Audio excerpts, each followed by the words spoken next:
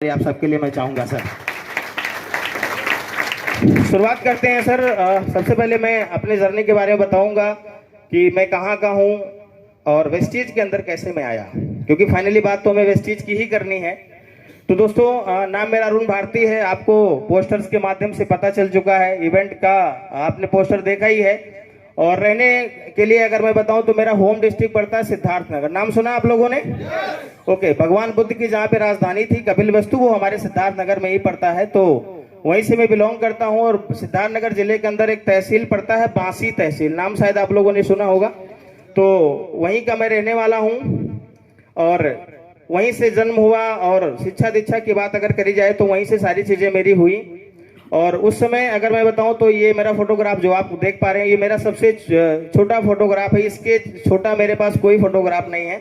तो आप सोच सकते हैं कि इतने बड़े होने के बाद मैंने फोटो पहली बार जिंदगी में खिंचवाया था। उसके पीछे कारण क्या था सर कि मेरा जो पैदाइश हुआ वो एक लोअर मिडिल क्लास फैमिली के अंदर हुआ, जहां पर इन सब चीजों के बारे में कभी हम लोग जानते भी नहीं थे और ना ही इस तरीके का कभी कोई माहौल के अंदर हम लोग जाया करते थे। तो वहां पे जन्म हुआ। 1988 मेरा डेट ऑफ बर्थ है। और मेरे पिताजी के बारे में अगर मैं बताऊं तो इस स्लाइड के माध्यम से मैं दिखाना चाहूंगा। एक बार जोरदार ताली होना चाहिए। हमारे माता पिताजी हैं। हमारे पिताजी दोस्तों सन 1980 के अंदर ग्रेजुएशन अपना कंप्लीट किए थे, बीएड भी किए थे। लेकिन संजोग कुछ ऐसा रहा या मार्गदर्शन सही से ना मिल पाने के कारण, हर आदमी की इच्छा होती है कि मैं सरकारी जॉब करूं, लेकिन संजोग ऐसा रहा कि उनको सरकारी नौकरी नहीं मिली। 1980 में बीएड करने के बाद भी तो उन्होंने फिर कुछ दिन तक सिलाई का कारोबार किया, कुछ दिन तक और कुछ कारोबार किया। इस तरीके से जीवन यापन चलता रहा। और बाद में जब मुझे जो होश आया तो उस समय तक मेरे पिताजी जो है एक मांटेसरी स्कूल के अंदर पढ़ाया करते थे। जब उन्होंने स्कूल लास्ट में छोड़ा है तो उस समय की उनकी जो हाईएस्ट इनकम हुआ करती थी वो 3000 रुपए महीने की थी। तो 3000 रुपए महीने वो कमाया करते थे। और उसके पहले तो जब से मैं अगर आपको बताऊं कि कब से वो कमाते थे उस स्कूल के अंदर, तो 500 रुपए महीने तक मुझे याद है। मतलब 500 रुपए से लेकर के 3000 रुपए तक की उनकी हाईएस्ट इनकम महीने की हुआ करती थी, जो मुझे याद है। और उस तरीके से जीवन यापन चलता रहा। तो आप समझ सकते हैं, आप सब लोग यहाँ पर बुद्धिजीवी बैठे हुए हैं, कि किस तरीके के माहौल में परवरिश हुई होगी। और मैं अगर बताऊं अपने बारे में तो मैं इकलौता हूं, मतलब मेरे कोई भाई नहीं है, कोई बहन नहीं है। तो आप भी ये समझ सकते हैं और इस चीज को महसूस कर सकते हैं कि जब इंसान इकलौता होता है ना तो उससे माँ बाप की उम्मीदें भी बहुत ज्यादा होती हैं, राइट? कि मैं नहीं जो कर पाया वो मेरा लड़का करेगा। लेकिन हमारे पिताजी ने बहुत सारा संघर्ष किया। उन्होंने मुझे एजुकेशन दिया, प्रॉपर एजुकेशन दिया। प्राइमरी के अंदर गांव से शिक्षा हुई, प्राथमिक विद्यालय में। उसके बाद फिर बगल में एक गांव पड़ता था, वहां से हम कक्षा 8 तक की शिक्षा अर्जित किया। पैदल हम लोग जाया करते थे, बाकी बच्चे साइकिल से जाते थे। लेकिन एक ही साइकिल हमारे पास हुआ करती थी, तो वो पिताजी लेके चले जाते थे, तो मैं कहाँ से लेकर के जाता। वो भी पुरानी साइकिल हुआ करती थी। तो वहां से पढ़ाई लिखाई किया। और अपने मम्मी के बारे में मैं बताऊं, माता जी के बारे में, तो मेरी माता जी पढ़ी लिखी नहीं है। और शुरुआत में मैंने देखा, इस चीज को महसूस किया कि हम लोग बहुत गरीब परिवार से बिलोंग करते थे, तो दूसरे के खेतों में मजदूरी भी करने जाया करती थी। तो शुरुआत में वो चीज, तो धीरे धीरे जैसे जैसे बड़ा हुआ तो वो चीज मुझे चुभना शुरू हुआ कि ये मुझे पसंद नहीं है, ये मुझे अच्छा नहीं लगता। लेकिन जब इंसान की परिस्थितियां खराब होती हैं तो सारी चीजें करनी पड़ती हैं, जो मुझे नहीं अच्छा लगता था। फिर मैं कक्षा 8 तक की पढ़ाई जैसे तैसे गाँव के बगल से किया। फिर उसके बाद हाई स्कूल में करना शुरू किया। और एक बात मेरे माइंड में बैठनी शुरू हो गई थी कि मुझे पढ़ाई अच्छे से करना है, ताकि जो हमारे पिताजी का सपना था जो नहीं पूरा हो पाया, वो सपना मैं पूरा कर सकूं। वो चीज मैं बड़ा बन करके वो चीज करके उनको वो खुशी दे सकूं, क्योंकि मुझे अच्छा नहीं लगता था। माय डियर फ्रेंड्स, धीरे धीरे जैसे तैसे हाई स्कूल तक की शिक्षा मैंने अर्जित करी। और हाई स्कूल में उस समय फर्स्ट डिवीजन मैंने क्वालिफाई किया। तमाम विषम परिस्थितियों के बावजूद भी फर्स्ट डिवीजन मैंने क्वालिफाई किया। लगभग 62% मेरे मार्क आए। 2004 की बात आपको बता रहा हूं। और वहां से धीरे धीरे उम्मीद मेरे पिताजी की और बढ़नी शुरू हो गई कि लड़का हमारा पढ़ने में ठीक ठाक है, तो अब धीरे धीरे पढ़ेगा। और फाइनली उनका जो फोकस हुआ करता था वो यही था कि लड़का हमारा टीचर बनेगा। जो मैं नहीं बन पाया वो हमारा लड़का बन करके दिखाएगा। और हम सब लोग दोस्तों, कहीं ना कहीं आप सब लोग भी कुछ ना कुछ तो गांव के लोग होंगे। गांव के कितने लोग हैं सर? गांव में जो लोग बिलोंग करते हैं, चलो तो मैं भी गांव वाला हूँ। हमारे कैटेगरी के बहुत सारे लोग हैं। तो हम लोग जिस तरीके के परिवार से बिलोंग करते हैं, कहीं ना कहीं सबकी यही मानसिकता होती है कि पढ़ाई अच्छे से करो तभी नौकरी मिलेगी। है कि नहीं है सर? तो पढ़ाई में कोई कोताही नहीं होनी चाहिए। तो परिस्थितियां बहुत विपरीत रही। एक भैंस भी हुआ करती थी हमारे घर पे, उसको भी पिताजी ने हमने बेच करके पढ़ाई हमारे खर्चा किया, बहुत सारा किया, क्योंकि जो उनसे हो सकता था वो उन्होंने किया। मेरी माँ खेतों में जाकर के काम किया करती थी, जो मुझे नहीं पसंद आता था, लेकिन जैसे तैसे मैंने हाई स्कूल तक की शिक्षा अर्जित करी। अब हाई स्कूल तो हमारे यहाँ से 10-11 किलोमीटर था, तो वो साइकिल से चलो काम चल जाता था। लेकिन अब इंटर में जब पढ़ने की बात आई तो जाहिर सी बात है कि इंटर कॉलेज गांव के अंदर दूर दूर हुआ करता था। अभी ये तो 10 सालों से तो कुछ करीब करीब में ज्यादा स्कूल गांव में भी हमारे खुल गए हैं। लेकिन पहले क्या होता था, उस समय इंटर कॉलेज हमारे यहाँ जो था, जो हमारी तहसील पड़ती है बांसी तहसील, तो बांसी तहसील जो है, तो बांसी तहसील जो पड़ती है वहां पे इंटरमीडिएट के अंदर मैंने नाम लिखवाया। राजा रतन सेन इंटर कॉलेज एक है राजा साहब का, वहां पे मैं अपना एडमिशन करवाया और वहां से जो है मैंने इंटरमीडिएट पास किया। और ये जो फोटोग्राफ आप देख रहे हैं, इस फोटोग्राफ में मैंने वर्दी पहना हुआ है। तो पढ़ाई के दौरान अगर आप लोग याद करें तो स्कूल के अंदर एक एनसीसी हुआ करता था, है ना सर? तो मैं एनसीसी का स्टूडेंट था और ये फोटोग्राफ हमने खिंचवाया था। हमारे यहाँ बांसी माघ मेला लगता है, अभी 9 तारीख को लगने वाला है। तो उस माघ मेला के अंदर एक सपना की मोटरसाइकिल हमारे भी पास होनी चाहिए। तो उस मेला के अंदर एक मोटरसाइकिल लोग लगाते हैं, जो स्टूडियो वाले आते हैं, ठीक है? तो वहां पर जाकर के मैंने फोटोग्राफ खिंचवाया था और एनसीसी का स्टूडेंट उस समय में था, क्योंकि किसी आदमी ने मुझे बता दिया था कि अगर एनसीसी आप ले लोगे तो कोई नौकरी पाओगे तो 10-5% की और छूट आपको मिल जाएगी, राइट? तो ऐसा होता है ना। तो वो चीजें मेरे भी दिमाग के अंदर थी। तो 2006 के अंदर मैंने इंटरमीडिएट पास किया। लेकिन दोस्तों इंटरमीडिएट के अंदर केवल मैं इंटरमीडिएट नहीं किया, उस समय घर की स्थिति इतनी खराब थी कि रोज पैसा किराया नहीं मिल पाता था बस से जाने के लिए। प्राइवेट बस से हम लोग जाते थे और साइकिल से हमारे यहाँ से बांसी की अगर मैं बात बताऊं तो लगभग 25 किलोमीटर की दूरी होती थी सर। और संजोग से हमारा गांव जहाँ पे पड़ता है, तो हमारे यहाँ से बांसी पूरब पड़ता है और गांव हमारा पश्चिम है। तो सुबह जब सर साइकिल से जाना होता था तो सुबह के टाइम पुरवाई हवा चलती थी। जो लोग साइकिल चलाए हैं लंबे समय तक उनको ये चीज एहसास होता होगा। जो सुबह जाते थे स्कूल के टाइम तो पुरवाई हवा चलती थी, और शाम को जब वापस आते थे कौन सी हवा चलती थी? तो बिल्कुल पैडल पे चढ़ जाना पड़ता था। इस तरीके से दोस्तों शिक्षा इंटरमीडिएट तक की लिया गया। और उसी दौरान एक काम और मैंने करना शुरू किया, क्योंकि पैसे कम हुआ करते थे, खर्चे नहीं हुआ करते थे। तो एक बिजनेस मेरे दिमाग के अंदर आया, सब्जी बेचने का, कि मैं जो है 3 दिन पढ़ाई करूंगा, 3 दिन सब्जी बेचूंगा। तो आप विश्वास नहीं करेंगे सर, वो बिजनेस मैंने करना शुरू किया, क्योंकि घर में स्थिति बहुत खराब हुआ करती थी। उस समय हमारे पिताजी की तबीयत भी कुछ खराब हो गई थी, तो वो स्कूल भी जाना बंद कर दिए थे। और प्राइवेट स्कूल में आप सबको पता है कि अगर आप स्कूल नहीं जाएंगे तो पैसा मिलेगा? नहीं मिलेगा, वो तो डेली बेस का पैसा होता है। तो इस तरीके से मैंने हफ्ते में 3 दिन सब्जी बेचता था और 3 दिन स्कूल जाता था। वहां से धीरे धीरे इंटरमीडिएट में भी फर्स्ट डिवीजन आया। यहाँ से भी पढ़ने लिखने में बढ़िया नंबर में लेकर के आया। और धीरे धीरे ग्रेजुएशन की जब बारी आई तो ग्रेजुएशन माय डियर फ्रेंड्स सन 2009 ईस्वी में मैंने किया। और ग्रेजुएशन करने के बाद फिर मैंने पीजी किया। हमारे यहाँ बस्ती पड़ता है, बस्ती से मैंने पीजी किया, हिंदी से मैंने एमए किया। और सन 2012 के अंदर मैंने क्या किया? बीएड किया। है कुछ लोग बीएड किए हुए? ओके चलो सर, मेरे टाइप के आप भी लोग बैठे हुए हैं। तो बीएड में मैंने किया। और सब कुछ किस लिए किया जा रहा था सर? नौकरी करने के लिए, कि पापा का जो सपना नहीं पूरा हो पाया वो सपना यानी हाउ मुझे करना है। और पढ़ाई मैंने किया, ऑलराउंडर फर्स्ट डिवीजन हूँ, किसी में सेकंड का नंबर नहीं है। तो इसे आप अंदाजा लगा सकते हैं कि बहुत अच्छा नहीं तो ठीक ठाक तो रहा ही होगा, है कि नहीं है? पढ़ाई में तमामों परिस्थितियां आई, लेकिन मैंने किया। उस दौरान कुछ समय ऐसा भी था, लगभग 1-1.5 साल का माय डियर फ्रेंड्स मैं आपको बताना चाहूंगा कि मुझे खुद जा करके ईंटे गारे का काम करना पड़ा उसी पढ़ाई पीरियड के दौरान की मैं बात बता रहा हूं। क्योंकि एक चीज दिमाग में था कि कुछ भी हो जाए लेकिन पढ़ाई छोड़ना नहीं है। ज्यादातर लोगों को आपने सुना होगा, देखा होगा, बोलते हैं कि संघर्ष इतना था कि पैसे नहीं थे तो मैंने पढ़ाई छोड़ दिया, मैं मुंबई चला गया। और मेरे आसपास के जितने भी लोगों की कहानी थी यही कहानी थी। हमारे आपके गांव के अंदर क्या होता है सर, थोड़ा सा आदमी पढ़ाई लिखाई किया, अगर उससे आगे की क्षमता नहीं है तो वो बंबई, दिल्ली, कलकत्ता, बनारस कहीं ना कहीं वो कमाने के लिए निकल जाता था। लेकिन मैं वो करना नहीं चाहता था, क्योंकि एक चीज पता था पढ़ाई अच्छे से करेंगे तभी अच्छी नौकरी मिलेगी, और तभी अच्छी नौकरी मिलेगी तो ही जीवन अच्छा चलेगा। तो इस तरीके से संघर्षों भरा जीवन रहा माय डियर फ्रेंड्स। कैसे तैसे मैंने यहाँ तक की शिक्षा हासिल करी, और फिर मेरे जीवन के अंदर सन 2006 जो यहाँ पे बैठे हुए बहुत सारे लोगों के जीवन में आ चुका होगा और बहुत सारे लोगों के जीवन में आने वाला होगा। तो शादीशुदा हैं आप लोग ना? काफी लोग हैं, चलो कुछ लोग नहीं होंगे। तो सन 2006 के अंदर मेरा भी क्या कर दिया गया?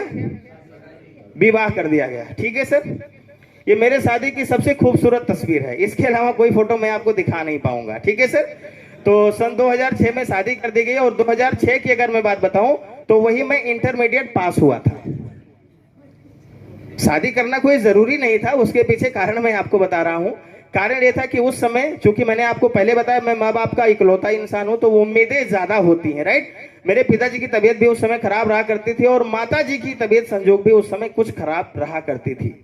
तो मेरे सिवा कुछ नहीं था। तो गांव में एक बात कही जाती है कि अपने आंखों के सामने बच्चों का शादी विवाह देखना जरूरी, कुछ हो ना हो लेकिन शादी होना जरूरी है। हर बूढ़े माँ बाप की ये उम्मीदें होती हैं, और मेरे भी साथ वही हुआ।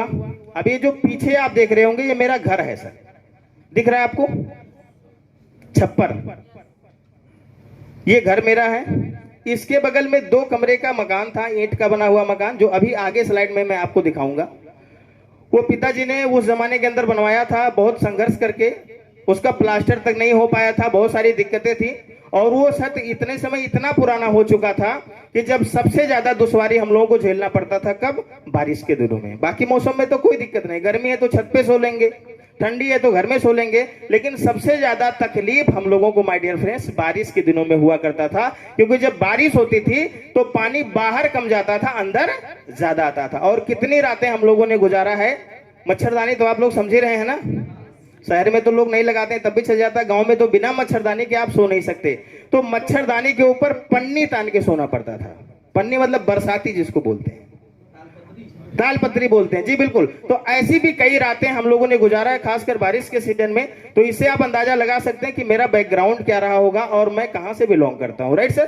तो इसलिए फोटोग्राफ मैंने आपको दिखाया। तो 2006 के अंदर शादी हो गई, वही इंटरमीडिएट पास किया था।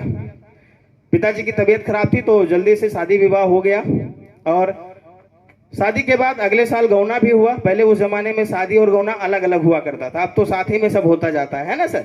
तो गौना बाद में हुआ 1 साल के बाद। और मैं आपको दिखाना चाहूंगा, ये मेरे पिताजी हैं, ये मैं हूं, ये माता जी हमारी, और ये हमारी वाइफ है। इसमें फोटोग्राफ आप देख सकते हैं, क्योंकि शादी में वाइफ के साथ मेरा कोई फोटो ही नहीं आया। अब पूछेंगे कैसे, जानना चाहेंगे? उसकी भी एक बहुत विचित्र कहानी है। उस समय कैमरा चला करता है कोडक का, आता था ना रील वाला कैमरा, तो कोडक का कैमरा हुआ करता था। तो उस समय हम लोगों की ऐसी स्थिति थी नहीं कि किसी कैमरामैन को बुक किया जाए या कोई वीडियोग्राफी कराए, जबकि चलता था उस समय, लेकिन हमारी हैसियत नहीं हुआ करती थी। तो हमारे फूफा जी का एक लड़का था, वो दिल्ली से एक कोडक का कैमरा लेकर के आया था। तो बोला भैया आपके शादी में फोटोग्राफ हम खींचेंगे। हमने कहा चलो ठीक है। तो उसको पैसा वैसा दिए, 36 रील आता था उसमें। तो कितने फोटो खींचना है? 36 फोटो खींचना है, ठीक है सर। 2 रील खरीदने की क्षमता नहीं थी, तो 36 फोटो खींचना था। तो बहुत हिसाब किताब से फोटो खींचा जाता था, जहां मेन होता था ना, तो वहां भी फोटो खींचा जाता था।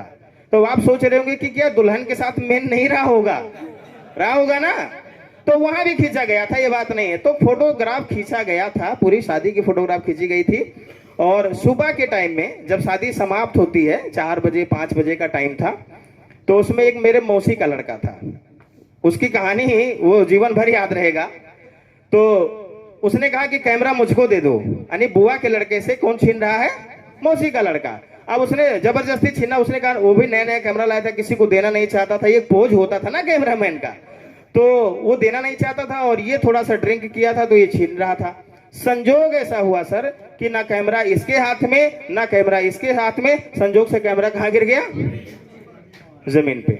और उस कैमरे की एक विशेषता होती थी कि अगर उसमें रील में हवा घुस जाती थी तो फोटो खराब हो जाता था, जानते हैं आप लोग ना। तो भाई साहब सारा का सारा फोटो खराब हो गया था। बस ऐसे ही 2-3 फोटो बचे थे, मतलब अगवानी तक का फोटो था, उसके आगे का कोई फोटोग्राफ नहीं था। तो मैं वो फोटो आपको दिखा नहीं सकता, इसलिए ये फोटो मुझे लगाना पड़ा, ठीक है। तो ये कहानी थी उस समय की। तो 2008 में ये लड़का जो आप देख रहे हैं मेरा ही लड़का, 2008 दिसंबर में पैदा हुआ। अब आप सोच सकते हैं सर कि उस समय मैं अभी इंटरमीडिएट पास करके ग्रेजुएशन में एडमिशन करवाया था। सेकंड ईयर मेरा था 2008 में, और पत्नी भी आ गई, बच्चा भी आ गया, पिताजी भी स्कूल नहीं जा रहे हैं। तो अब जिम्मेदारियां बढ़ी कि घटी? बढ़ी ना सर। और अब मुझे ईंटे गारे का काम करना थोड़ा सा स्वाभिमान के खिलाफ लग रहा था, क्योंकि मैं ग्रेजुएशन करना शुरू कर दिया था और पत्नी भी आ गई थी, तो ये चीज अच्छा नहीं लग रहा था। तो लेकिन जैसे तैसे चलता रहा किसी हिसाब से। और एक दिन आया में हमारे समय कि एक एमएलएम कंपनी के बारे में मुझे जानकारी मिली शादी के बाद। ये बात है 2011 की बात आपको बता रहा हूं, लगभग शादी के 3-4 साल के बाद। जैसे तैसे चलता रहा, सन 2011 ईस्वी के अंदर एक एमएलएम कंपनी के बारे में जानकारी मिली, जिसका नाम मैं यहाँ पे नहीं बता सकता। वो एक फाइनेंस कंपनी थी सर, जिसमें पैसे जमा करो तो इतने साल के बाद इतने हो जाएंगे, इतने साल के बाद इतने हो जाएंगे। तो हमें भी ज्यादा कुछ समझ में नहीं आया, और मेरे ख्याल से यहाँ पर सब लोग नेटवर्कर ही बैठे हैं, बहुत कम लोग होंगे जो भी नहीं ज्वाइन किए होंगे। अगर अपनी कहानी आप याद करिए तो एक चीज याद आएगा कि पहली बार जब किसी कंपनी के अंदर आप आए रहे होंगे, अगर वेस्टीज होगी तो वेस्टीज, या इसके पहले अगर आपने किया होगा तो उसकी बात मैं कर रहा हूं, पहली कंपनी का, वो आपने जांच पड़ताल करके ज्वाइनिंग नहीं किया होगा। कोई मामा का लड़का आ गया, कोई फुफ्फा का लड़का आ गया, तो कहीं जीजा आ गया, तो कहीं साला आ गया, ऐसे ही मैं हूं तो आपको भी आना पड़ेगा, है कि नहीं? ये सर हमारे वेस्टीज में भी लोग करते हैं। तो उस समय मेरे पास एमएलएम का कोई नॉलेज नहीं था, नेटवर्क मार्केटिंग का कोई नॉलेज नहीं था। और उस समय अगर आप याद हो 2011-12 की बात, तो फाइनेंस कंपनियां बहुत चरम सीमा पे हुआ करती थी।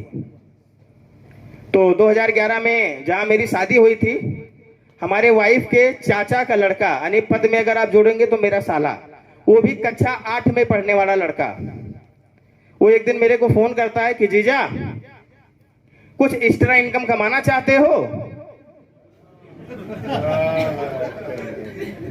समझ में आ गया ना सर? तो अब आप समझ गए, लेकिन मैं उस समय नहीं समझ पाया था। तो हमने कहा हाँ बिल्कुल कमाना चाहता हूं, करना क्या पड़ेगा? बोले कुछ ज्यादा कुछ करना नहीं है, आप 1 घंटे का समय दे दो और पूरी बात इसको समझ लो। तो हमने कहा ठीक है भाई, रिश्तेदार है, पद में साला है, तो 1 घंटे का समय ले ले, कोई बात नहीं। तो वो हमारे घर पे आया। अब वो कक्षा 8 में पढ़ने वाला लड़का ज्यादा से ज्यादा 14-15 साल का रहा होगा, वो उस कंपनी को ज्वाइन कर रखा था।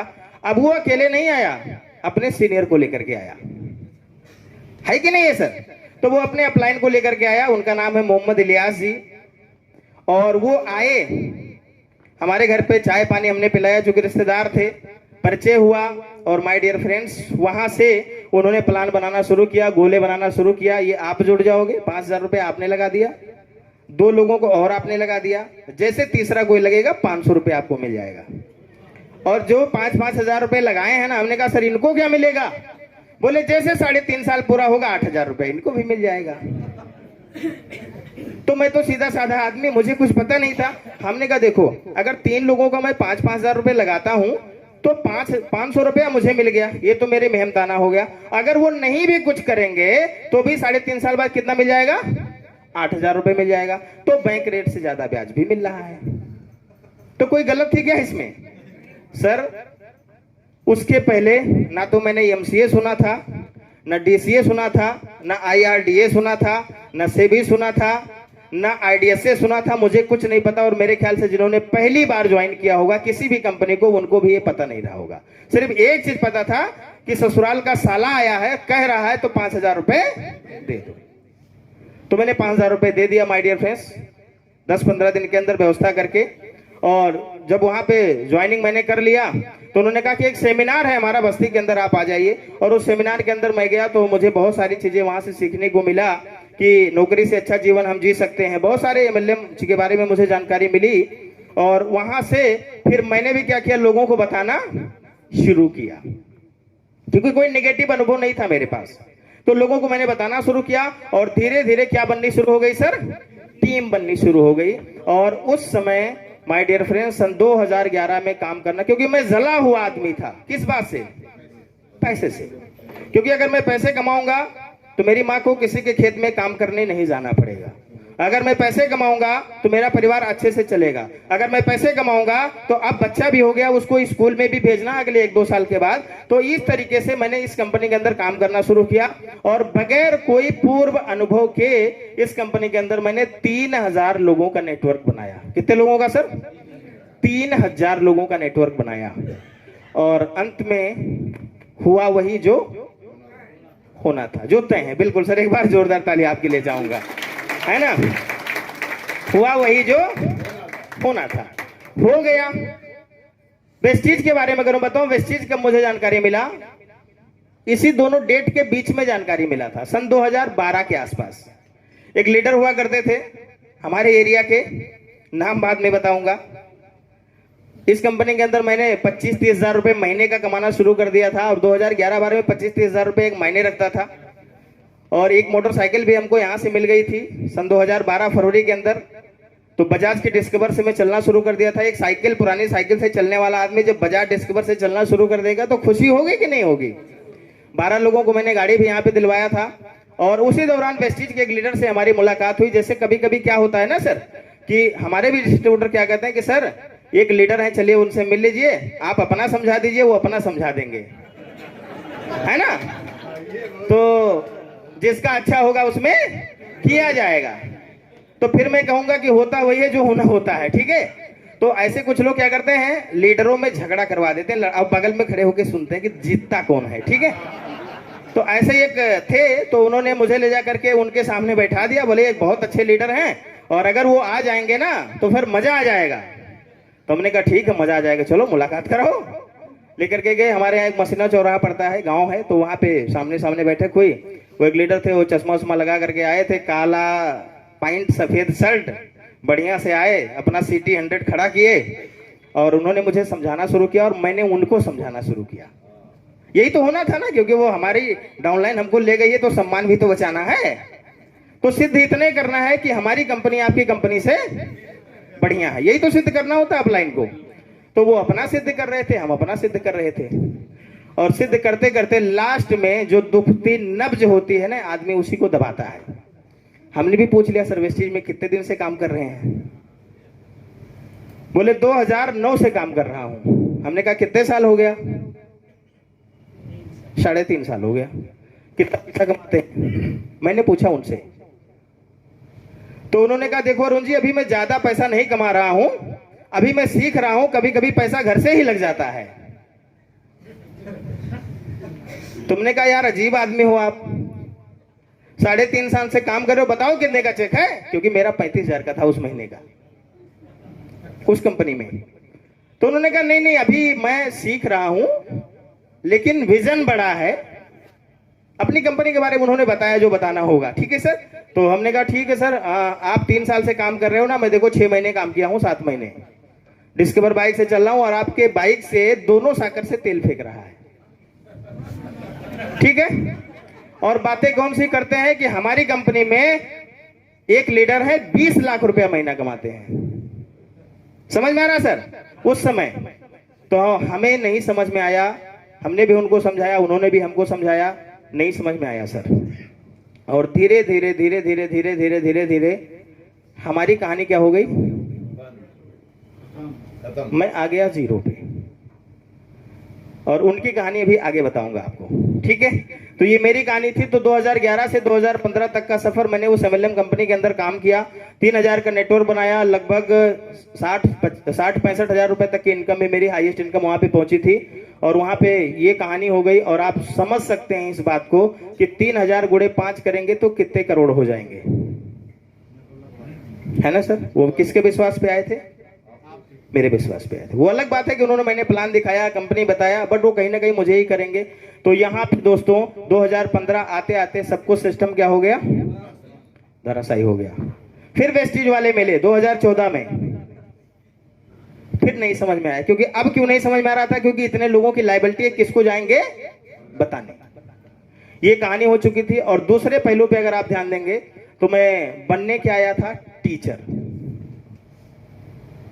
और उससे दूरी बन चुकी थी कम से कम 5 साल की। पढ़ाई से क्या हो चुकी थी।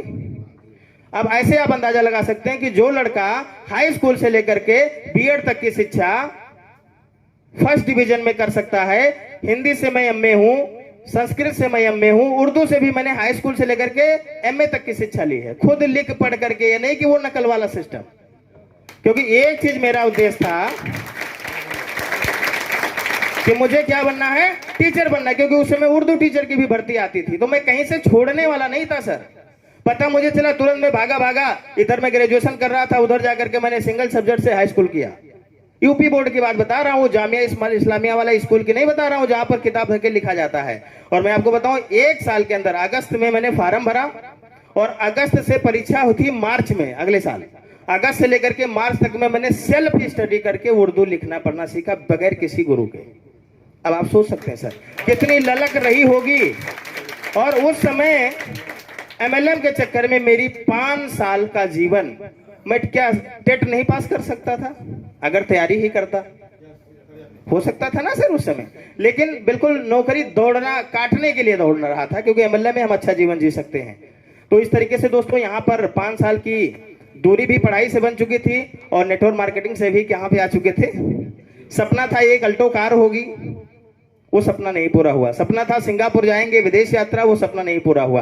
बताते थे रॉयल्टी मिलेगा, कुछ नहीं मिला, जीरो पे आकर के खड़ा हो गया। और फिर थक हार करके हम से हर इंसान वही काम करता है कि अगर नौकरी नहीं मिली तो कोई ना कोई रोजगार करना है। तो 2015 के अंदर मैंने एक छोटी सी मोबाइल की दुकान, हमारे कुछ मित्र हुआ करते थे, वो लोग मोबाइल की दुकान करते थे, तो उन्होंने मुझे सलाह दिया कि अरुण भाई अब जो है आप कुछ रोजी रोजगार चाहिए ना, रोज का पैसा कहाँ से आ जाएगा। पिताजी की उम्र और बढ़ चुकी, माताजी की उम्र और बढ़ चुकी, बच्चे और बड़े हो गए, तो सारी जिम्मेदारी आ गई। तो 2015 के अंदर मैंने एक छोटी सी मोबाइल की दुकान पथरा बाजार बोल के एक कस्बे में शुरू किया। माय डियर फ्रेंड्स, 1-1.5 लाख रुपए इधर उधर से व्यवस्था करके मैंने करना शुरू किया। लेकिन सच्चाई आपको बता रहा हूं, दुकान खोल तो मैंने लिया था, लेकिन उस समय मुझे ये महसूस हो रहा था कि मेरा जो जीवन है ना, वो बिल्कुल जैसे कुएं में जा रहा है। क्योंकि जो आदमी बड़े बड़े सपने देख चुका हो, चाहे पढ़ाई को लेकर के, चाहे एमएलएम को लेकर के, उसको अगर 4x6 के काउंटर में 12 घंटा गुजारना पड़े तो कैसा लगेगा सर? नरक वाली जिंदगी। और ऊपर से घर पे 4 लोग रोज आ जाते थे कि भैया पैसा कहिया मिली, है ना सर। अब इससे होता क्या था, मैंने क्या करना शुरू कर दिया, सुबह निकल जाता था जल्दी, 6 बजे निकल गया दुकान पे। तो धीरे धीरे दुकान भी तो लोग जान जाएंगे कि कहाँ आप खोले हैं। तो दुकान पे आके पूछे तो चलो मैं समझा लूंगा, लेकिन घर पे अगर पूछते हैं तो पिताजी हैं, माताजी हैं, वो पहले ही नेटवर्क मार्केटिंग के खिलाफ रहा करते थे। और अब तो और स्थिति बिगड़ चुकी थी माय डियर फ्रेंड्स। वो तो मैं कहानी सुना रहा हूं सर, आज तो बहुत अच्छा जीवन चल रहा है, लेकिन उस दर्द में मुझे अभी भी जाना पड़ रहा है। वो कितना कष्टदायी समय था 2015, 16, 17 का, कैसे मैंने निकाला वो तो मैं समझ सकता हूं। और उधर से जब शाम को घर पे आता था तो दिन भर जितनी कहानी हुआ रहती थी, तो जितना लोग आके बोलते थे उससे ज्यादा पिताजी बोलते थे। मैं समझा रहा था ये नहीं करना चाहिए, वो नहीं करना चाहिए, ये किए होते तो अब तक अध्यापक हो गए होते, ये हो गए होते, वो हो गए होते, और ये कहानी चलती थी। तो रात में जब मैं आता था, खाना खाने बैठता था, तो सारी कहानी मेरी पत्नी मुझे सुनाती थी। तो जो खाना खाना होता था वो भी खाना नहीं खाया जाता था। और फाइनली धीरे धीरे दोस्तों 2015 बीता, 16 के अंदर वेस्टीज दोबारा से मेरी जिंदगी में आया, हमारे great upline mister R S. Gupta ji के माध्यम से। एक बार जोरदार ताली सर के लिए होना चाहिए। हुआ यूं कि 2014 में हम और गुप्ता जी ने, दोनों लोगों ने वेस्टीज को देखा था, जब हमारी कंपनी धीरे धीरे डाउन होनी शुरू हो गई थी। ये भी पीएसएल का नाम आप लोगों ने सुना होगा, उसके बहुत बड़े खिलाड़ी थे, सीनियर ईएम थे, हमारे ही गांव के थे। ये अपने कंपनी में हाई लेवल पर थे और हम अपनी कंपनी में हाई लेवल में थे। और हमारे गांव के एक मास्टर साहब थे, वो एमबीए कंपनी में थे, वो भी उसमें काम करते थे। तो हमारे गांव में अगर आप उधर आएंगे, कभी आना हुआ सर ना, तो लोग कहते थे भैया आप बता दो कि डड़वा भैया का मैं रहने वाला हूं। अगर मैंने बोल दिया डड़वा भैया का, तो अच्छा वही जो मास्टर साहब वाला गाँव है, लोग नेटवर्करों का गाँव कहना शुरू कर दिए थे। कहते थे भैया कोई कंपनी आती है यहीं से शुरू होती है, नेटवर्करों का गांव कहना लोगों ने शुरू कर दिया था। तो क्योंकि ये अपने कंपनी, ये भी जहां जाते थे बताते मैं डड़वा भैया का रहने वाला हूं, मैं डड़वा भैया का रहने वाला हूं। तो इस तरीके से माहौल एक क्रिएट हो गया था। लेकिन कभी इन्होंने मुझे पीसीएल के बारे में नहीं बताया और न मैंने कभी इनको अपनी कंपनी के बारे, क्योंकि भाई जब सफल आदमी है तो हम क्या कहें, और उम्र में भी बहुत बड़े थे, मैं तो इनके सामने कम से कम 15 वर्ष छोटा हूँ, ठीक है सर। तो हम लोग दोनों लोगों ने वेस्टीज देखा और निर्णय भी लिया कि वेस्टीज ही करना, क्योंकि अब कंपनी डाउन जा रही थी। लेकिन इन्होंने अपने कुछ सीनियर लीडरों के साथ में कैलकुलेशन किया, बातचीत किया, तो सब लोगों ने कह दिया कि साहब ये बताओ, हम लोग तो पैसा जमाने का करवाने वाले कंपनी में इतने दिन तक काम किया, इसका अनुभव है, अब ये स्पिरुलिना कैसे बताएंगे हम लोगों को, फ्लेक्स कैसे बताएंगे, कहीं किसी को दे दिए कुछ तरबितर हो गया तो बेहतर ये रहेगा ना कि फिर कोई कंपनी बढ़िया ढूंढो। क्या ढूंढो सर? बढ़िया कंपनी ढूंढो इसी सेक्टर की, और उसमें काम किया जाए।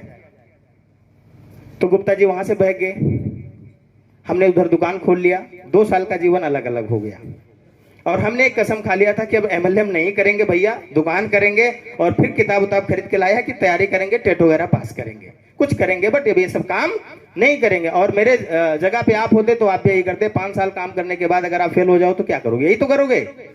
तो ये चीज मैंने करना शुरू कर दिया। अब गुप्ता जी आए हमारे दुकान पे 2016 में, बोले अरुण जी लखनऊ बस कब जाती है सुबह? हमने कहा भैया 5 बजे जाती है। बोले नंबर है? हमने कहा नंबर दे दिया। इन्होंने बताया नहीं किस काम से जा रहे हैं, ये चले गए। फरवरी का महीना था सर 2016। अब जब लौट करके आए तो इन्होंने कहा कि अरुण भैया, हमने कहा उन्होंने कहा मिलना चाहते हैं आपसे। हमने कहा मिलिए सर, क्या दिक्कत है। आए, हमने कहा घर पे मत आइएगा, दुकान पे आइएगा, क्योंकि घर पे वैसे ही संग्राम चल रहा है। घर पे और जब कोई कहता कि आपसे मिलना चाहते हैं, खासकर कोई नेटवर्कर, तो उद्देश्य पहले ही समझ में आ जाता कि कोई ना कोई कंपनी ही लेकर के आ रहे होंगे। तो हमने कहा ठीक है भैया, आइएगा दुकान पे तो झेलूंगा, चाय पिलाऊंगा, कोई दिक्कत नहीं है। और दुकान पे गुप्ता जी आए, चूंकि गांव के ये मेरे हैं, बड़े भाई हैं, तो इनकी बातों को मैं मना नहीं कर सका। हमने कहा ठीक है सर आइए। और ये आए हमारे दुकान पर 2 लोगों को लेकर के। एक लोगों का नाम है मिस्टर लवकुश पटेल सर, और एक लोगों का नाम है मिस्टर अमरपाल पटेल सर। एक बार जोरदार ताली होनी चाहिए आपके लिए। तो इनको तो मैं, हमारे गांव के बगल के, इनको तो मैं जानता ही था कि वेस्टीज में काम कर रहे हैं, मिलते थे, लेकिन कोई उस तरीके से नहीं मिलान होती थी। ये जो व्यक्ति हैं मिस्टर अमर सर, जिनका फोटोग्राफ आप देख पा रहे हैं आज, इनके बारे में भी जो हमारे सीनियर लीडर हैं सबको पता है, बताने की जरूरत नहीं है। यही वो आदमी है जो 2012 में सिटी 100 से मेरे घर पे आए थे। ठीक है सर। जब 2016 में गुप्ता जी इनको लेकर के आए तो उस समय मोटरसाइकिल सिटी 100 नहीं थी, एक लाल गाड़ी आकर के खड़ी हुई दुकान के सामने। एक तरफ से गुप्ता जी निकलते हैं और एक तरफ से गुरुदेव निकलते हैं। तो मैंने देखा तो मैं पहचान गया, तो चश्मे वाला आदमी वही आदमी है ना 4 साल पहले मिला था। हमने बिठाया, पानी वानी पिलाया, क्योंकि उस समय करने का कोई माइंडसेट था नहीं। बातचीत हुआ, बातचीत होने के दौरान इन्होंने बताया कि मेरा नाम अमरपाल पटेल है, मैं पिपरा दोयम का रहने वाला हूं, मैं वेस्टीज 2009 में शुरू किया था, और आज वेस्टीज में हमारी इनकम, एवरेज इनकम 1 लाख रुपए की है। किसी महीने 80,000, किसी महीने 90,000, किसी महीने 1 लाख। और आज अभी धनतेरस 2015 को मैंने अपने खानदान की पहली गाड़ी ये सेलेरियो लिया है, और गाड़ी जो है वो लग्जरी कार खरीदूंगा। तो हमने कहा सर बस रहने दीजिए, आपके बारे में मैं जानता हूं। बोले कैसे जानते हैं? हमने कहा 2012 में हाजी साहब के घर पे मसीना चौराहे पे आपका हमारा डिस्कशन हुआ था, याद है?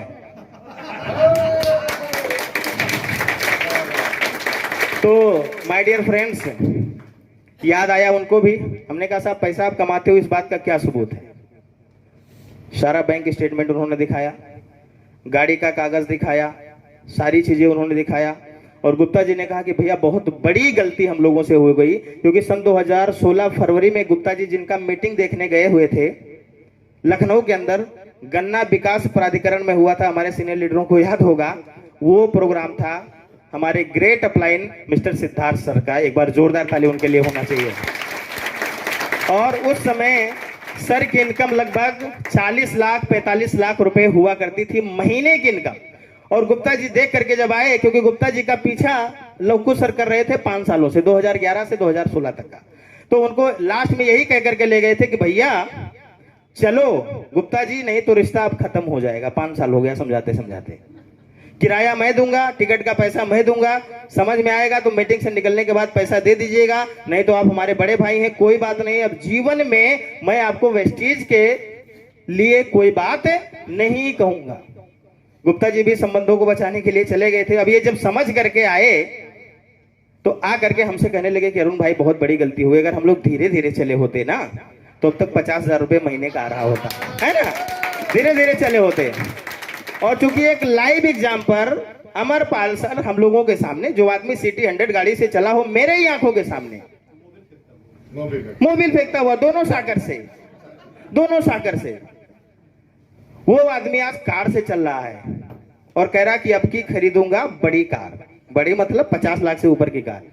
तो हमने कहा कि ऐसा ठीक है सर, कोई बात नहीं है, अब एक दिन मिलते हैं, बैठक करते हैं, प्लान देखते हैं। रात में दोस्तों, मार्च की ही बात मैं आपको बता रहा हूं, रात में लोगो सर के, चूंकि हमारे यहाँ से 2 किलोमीटर पड़ता है, अमर सर को वहां पे बुलाया गया। मैं अपनी दुकान बंद करके वहां पे गया और रात में आप विश्वास नहीं करेंगे, लोगो सर ने अपने घर पे खाना वाना की व्यवस्था कराया था कि हम लोग खाना वाना खाएंगे साथ में। और 8 बजे रात से डिस्कशन शुरू हुआ, रात में 8 बजे से, और रात में 2:30 बजे तक डिस्कशन हुआ, क्योंकि अब दोबारा से मैं कोई गलती करना नहीं चाह रहा था। मैंने एमसीए के बारे में जाना, हमने डीसीए के बारे में जाना, आईआरडीए के बारे में जाना, सारी चीजों के बारे में डिस्कशन हुई। मार्केटिंग प्लान, जो मार्केटिंग प्लान बहुत सारे लोग हैं जो स्टार बनने के बाद समझते हैं, वो मार्केटिंग प्लान पहले समझा, प्रोडक्ट के बारे में समझा कि इतना बिजनेस चला जाए तो क्या होगा, नहीं जाए तो क्या होगा। बहुत सारे डिस्कशन करने के बाद में रात में 2:30 बजे, माय डियर फ्रेंड्स, मार्च का महीना था, ये डन हुआ कि चलो बेस्टी शुरुआत करते हैं। और तब से मैं आपको बता रहा हूं, कभी अगर मौका लगेगा तो हमारे जितने भी अपलाइन हैं, हमारे संजय सर यहां पर बैठे हुए हैं, बाकी हमारे जितने भी अपलाइन है, किसी से भी इस बात को आप पूछ सकते हैं कि मार्च 2016 रात में 2:30 बजे डिस्कशन करने के बाद अरुण भारती ने कभी कोई सवाल पूछा हो? नहीं पूछा सर। और मैं अपने डाउनलाइन से कहता हूं, जिसको समझाने जाता हूं, हम कहते हैं जितना सवाल पूछ सकते हो पूछ लो, क्योंकि जितना आप पूछोगे उसे 4 गुना मैं पूछ करके आया हूं, तो या तो मान लो या तो पूछ लो, कोई दिक्कत नहीं है। सारा डिस्कशन करने के बाद में मार्च 2016 में यह तय हुआ कि क्या करना है साहब, बस चीज करना है। ज्वाइन कर लिया, 1 महीना 2 महीना भी था। तो अब जब ज्वाइन कर लो तो धीरे धीरे घर पे तो पता ही चल जाएगा, है कि नहीं मैडम? तो धीरे धीरे हमारे पिताजी को पता चल गया कि इन्होंने फिर कोई कंपनी ज्वाइन कर लिया है। अब वो सुबह सुबह पहुंच गए गुप्ता जी के घर पे, क्योंकि एक ही गांव था, उनके घर पे गए और उनसे कहा कि गुप्ता जी आपने बहुत गलत काम कर दिया। बोले क्या हुआ? बोले हमारे लड़के को फिर से आपने कोई कंपनी ज्वाइनिंग करवा दिया। बहुत नाराज भावना से वो गए थे उनके यहाँ। गुप्ता जी बाद में कहने लगे कि चाचा जी ऐसा है कि वो कंपनी अलग थी, ये कंपनी अलग है, उसमें पैसा जमा करना था, इसमें नहीं जमा करना, इसमें कोई नुकसान नहीं है। बहुत सारा उन्होंने समझाया जो उनको आता था, फिर भी हमारे पिताजी हमसे नाराज रहना शुरू कर दिए। उस दिन से और नाराजगी बढ़ गई। क्यों नाराज क्यों ना हो? क्योंकि परिणाम उनके सामने था पिछले 5 सालों का। और मेरे जगह पे आप होते या आपके पिताजी होते तो आपके भी साथ यही होता कि नहीं होता सर? होता। तो ये कहानी शुरू हो गई और फिर आ गया मार्च, अप्रैल, मई, जून, जुलाई का महीना। जून का महीना आया। जून के महीने में अमर सर ने कहा कि ऐसा अरुण जी, जानते थे कि पुराने नेटवर्कर है ये हैं, ऐसा है कि एक प्रोग्राम हो रहा है, कहां पे? इलाहाबाद में। अगर वहां पे आप चलोगे तो इस बिजनेस के बारे में और अच्छी जानकारी आपको मिलेगी और कैसे लोग लाखों रुपए महीने का कमाते हैं वो देखने को भी आपको मिलेगा। तुमने कहा साहब ऐसा है, हमको कोई टारगेट वारगेट मत दीजिएगा, हम अपने हिसाब से काम करेंगे, क्योंकि घर पे नाराजगी बढ़ गई है।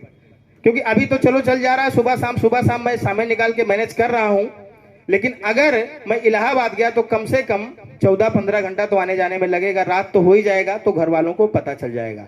तो माय डियर फ्रेंड्स, सर किसी की गाड़ी नीचे खड़ी है यूपी 65-46, जिसकी भी गाड़ी है थोड़ा वहां से हटा लीजिए, ये सूचना आया है। यूपी 65-46, लास्ट में 46 जिसका भी हो, ठीक है सर। तो इलाहाबाद जाने के लिए उन्होंने जून के अंदर प्रेरित किया, मैं नहीं गया सर। कुछ लोग गए, मैं नहीं गया, उनके टीम के कुछ लोग गए, मैं नहीं गया, क्योंकि मैं जाना नहीं चाहता था। लेकिन जुलाई का जब महीना आया माय डियर फ्रेंड्स, जुलाई महीने में उन्होंने सारा अस्त्र डाल दिया और उन्होंने बोल दिया कि अरुण जी ऐसा है कि अगर आप मेरे कहने से 1 दिन का समय नहीं दे सकते तो आप बेस्टीज अपने हिसाब से करिएगा, हमको मत बुलाइएगा। क्योंकि महीने में 6 बार मैं उनको बुलाता था, मुझे तो अभी शुरुआत था, आता नहीं था। तो मैं भी नेटवर्कर था, मैंने भी कैलकुलेशन करना शुरू किया सर। हमने कहा 6 बार ये आते हैं तो कम से कम 6000 का इनका पेट्रोल लगता है। तो बुद्धिमानी इसी में है, है ना सर? बुद्धिमानी किसमें है?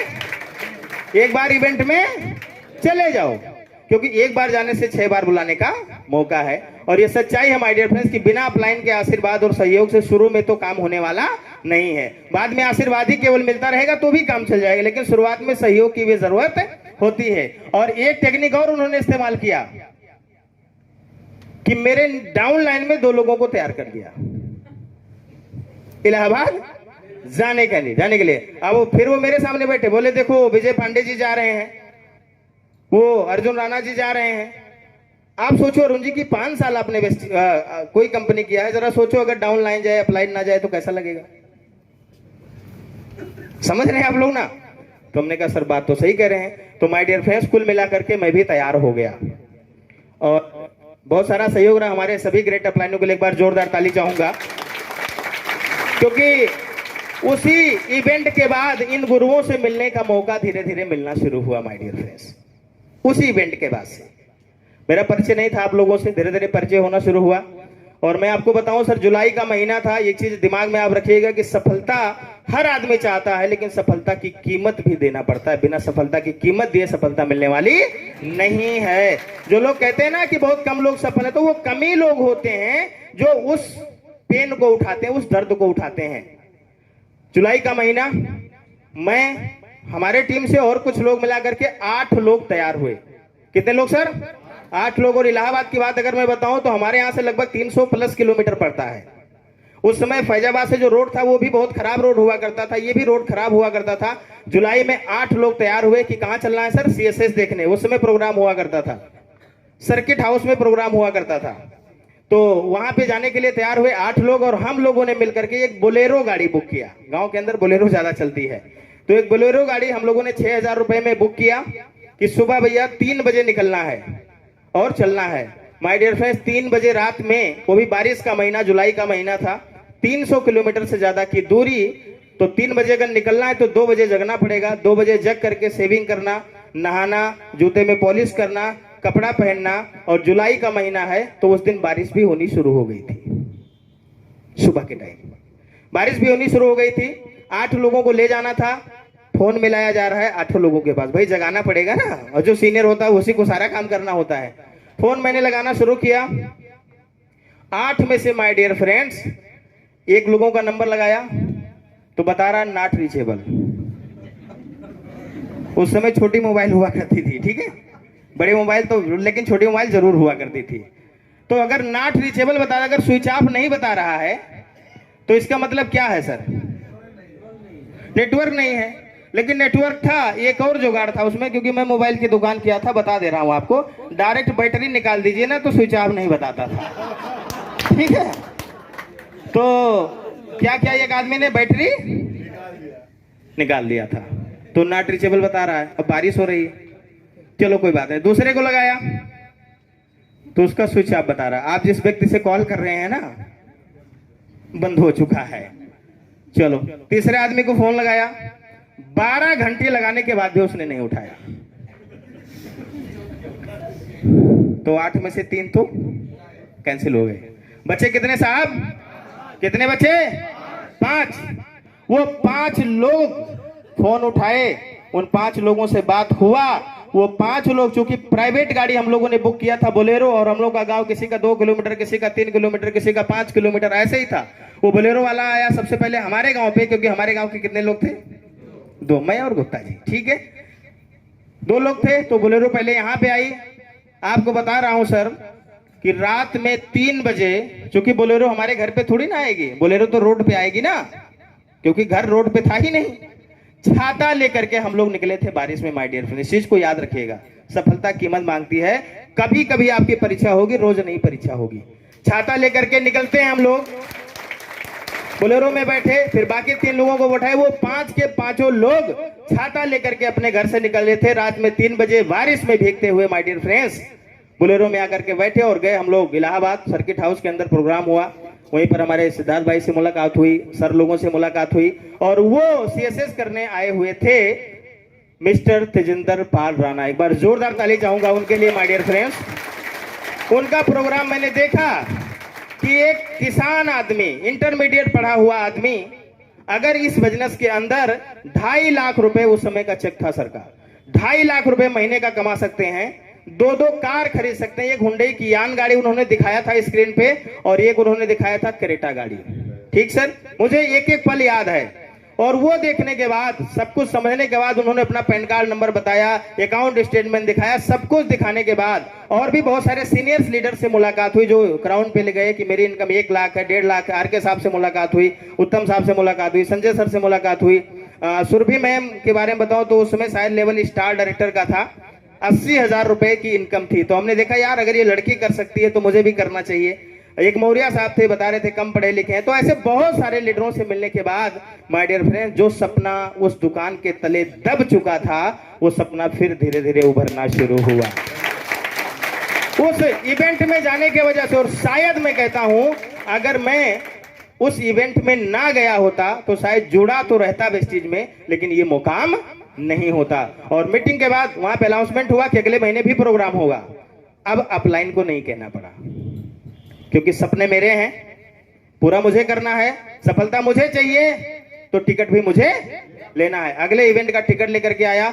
माय डियर फ्रेंड्स, मैं बताना चाहूंगा, वो 5 लोग जो रात में 3 बजे छाता लेकर के मीटिंग देखने गए थे, उनकी कहानी सुनेंगे क्या हुआ। आज वो 5 लोगों को किसी प्राइवेट साधन का इंतजार नहीं करना पड़ता। आज 5 लोगों के पास अपनी 4 व्हीलर कार हो चुकी है, और किसी के पास 2 कार हो चुकी है। उन्हीं 5 में से किसी के पास 2 कार हो चुकी है। और वो 5 लोग टेम्पो बस का इंतजार नहीं करते, ना उनके घर के महिलाओं और बच्चों को किसी प्राइवेट टेम्पो में बैठने की जरूरत पड़ती है। वो वहां पे, क्योंकि वो लगातार इवेंट में जाना शुरू किया। और जो 3 लोग नहीं गए थे उनकी भी सुनना चाहेंगे। एक लोग बेचारे मुंबई में गए हैं, कमाते हैं 10-12 हजार रुपए। जीवन के अंदर 6-7 साल हो गया हम लोगों को काम करते हुए, कोई 9-10 का अंतर नहीं है। 10-12 हजार कमा के क्या हो सकता है आप समझ सकते हैं। एक आदमी घर का अकेला था, तो वो मुंबई नहीं जा सकता था, तो एक छोटी सी टंकी गांव में होती है, छोटी सी किराने की दुकान, वो चलाता है। एक व्यक्ति मॉन्टेसरी स्कूल में अभी भी पढ़ा रहे हैं, 6,500 रुपए पा रहे हैं। बदलाव हो सकता था माय डियर फ्रेंड्स, हो सकता था। सफलता सबको चाहिए, लेकिन वो सफलता प्राप्त करने के लिए जो सफल व्यक्तियों ने किया है वो काम हमें करना पड़ेगा। और लगातार इवेंट में जाता रहा, मीटिंग में जाता रहा माय डियर फ्रेंड्स। और फिर यहां से शुरुआत वेस्टीज की हुई। पहले महीने की इनकम कितने रुपए की आई थी साहब? ऐसे कुछ लोग हैं जिनका 100 रुपए से कम आया हो? बहुत लोग होंगे ना। चलो एक बार जोरदार ताली आप सबके लिए सर। क्योंकि मैं जब सेमिनार में गया था इलाहाबाद पहली बार, तो वहां पर मैंने भी देखा कि जितने लीडर थे ना, उन्होंने सब बताया मेरी पहली इनकम 100 रुपए, 150 रुपए, 200 रुपए। तो एक बात समझ में आ गई कि शुरुआत 0 से होगी और हम हाईएस्ट इनकम तक पहुंचेंगे। तो 48 रुपए की इनकम आई। और ये जो लोग अभी हाथ उठाए थे ना, ये सब मेरे ही जैसे हैं। बताओ क्यों? क्योंकि 48 या 100 से कम जिसका आता है ना, इसका मतलब ये है वो फास्ट एड नहीं किया था, है ना भैया? क्योंकि फास्ट एड होता है तो 150 से ऊपर ही आता है, राइट? तो इसे आप समझ सकते हैं कि मैं भी वेस्टेज के अंदर फास्ट एड नहीं कर पाया था। ऊपर से अमर सर कहते थे, अरे यार 5 साल काम किए हो, नेटवर्कर हो, कहां गए तुम्हारा वो सब?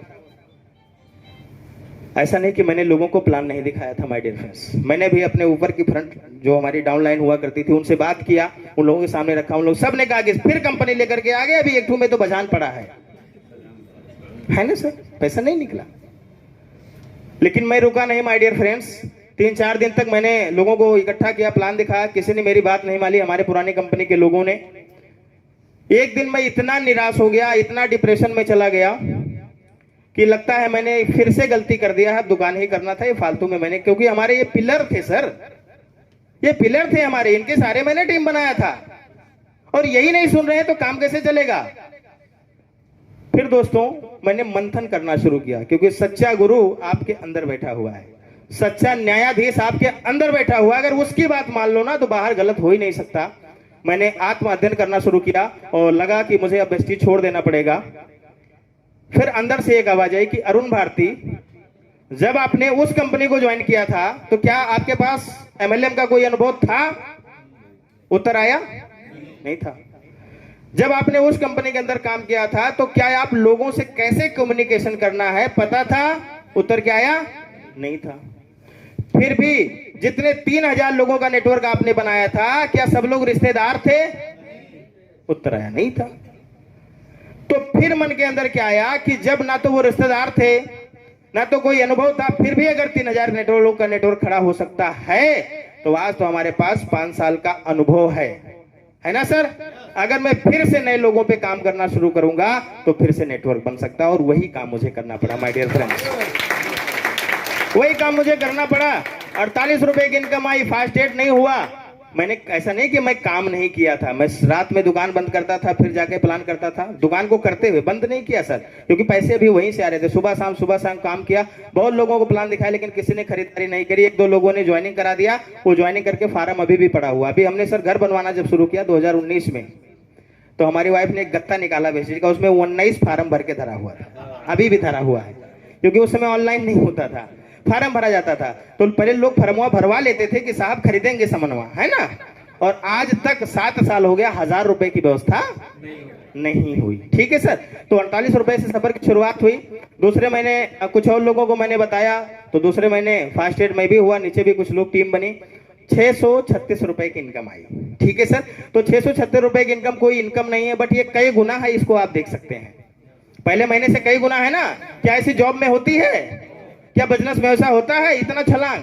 तो मुझे पता था कि अगर टीम बनेगी तो बड़ी इनकम आ जाएगी। इसी दौरान हमारे बहुत ही रिश्तेदार भी थे और बहुत खास मित्र थे, उनसे मेरी बहस हो गई, क्योंकि जब पता चला फिर उन्होंने कंपनी ज्वाइन कर लिया, बातचीत किया, तो उन्होंने कहा अच्छा अरुण भाई सही बताओ कि पिछले महीने में कितना आपने कमाया। तो मैंने मोबाइल का एप्लीकेशन दिखाया, 636 रुपए। बोले खर्चा कितना हुआ होगा पूरे महीने में, लोगों को जाने में, पेट्रोल में, मीटिंग में जाते हुए इलाहाबाद, ये वो में। तो हमने कहा भैया मैं आपसे झूठ नहीं बोलूंगा, लगभग 2000 रुपया मेरा खर्चा हुआ है। तो उन्होंने मुझे समझाना शुरू किया, अच्छा ये बताओ, अब तो नाबालिग हो नहीं, बच्चे भी हैं, 2000 खर्चा करना और 636 कमाना, ये कौन सा धंधा है?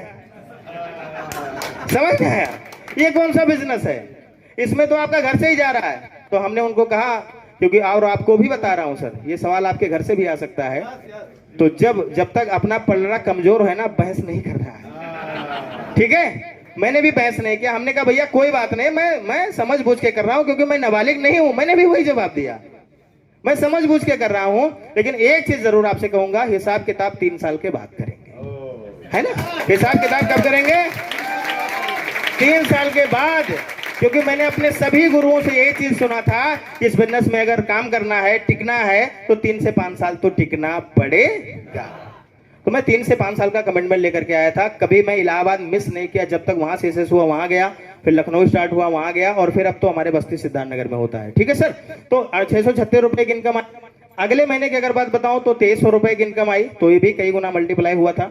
इसके बाद अगर मैं बात करूं तो 3200 रुपए की इनकम आई, और 3200 रुपए के बाद जुलाई, जिस महीने कहा गया था सर सीएसएस देखने, तो 12,447 रुपए उस महीने में डायरेक्टर क्वालिफाई किया था।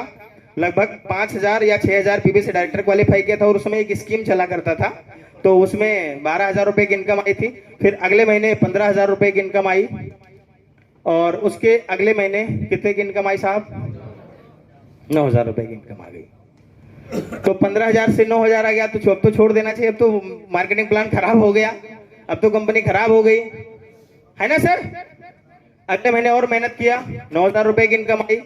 अगले महीने और इनकम की मेहनत किया, तो कितना आया भैया? 8,000 रुपए की इनकम आई। और अगले महीने और मेहनत किया, तो कितना आ गया भैया? अब तो खराब हो गया ना सर। 960 रुपए क्यों आया था? ये जो हमारे लीडर पार्ट है सब समझ सकते हैं। इस महीने मेरी दोनों टीमें क्वालिफाई हो गई थी, है ना? और मैं बाइनरी का बंदा था, अप्लायंस समझाते थे, देखो साहब 6 लाइन में काम करना है। मैं कहता था साहब 2 चले तो पहले, और इन 2 में जाने में मजा भी आता था। सब लोग साहब नमस्ते, साहब गुड मॉर्निंग करते थे, है ना सर? बाकी 4 जब बनाने जाता था तो वही सुनना पड़ता था जो पहले सुनते थे। तो मन कहाँ करेगा जाने को, जहाँ नमस्ते होगा वहीं तो होगा साहब। तो मैं भी साहब बन चुका था। 960 रुपए आए, फिर बैठना शुरू किया अपलाइन के साथ में, सारी चीज डिस्कशन हुआ। और उस दिन माय डियर फ्रेंड्स हमारे ग्रेट अपलाइन अमर सर ने समझाया, बताया कि अरुण भाई अगर इस बिजनेस में काम करना है, क्योंकि मैं काम करने के लिए ही दोबारा रिस्क लिया था, दोबारा आया था।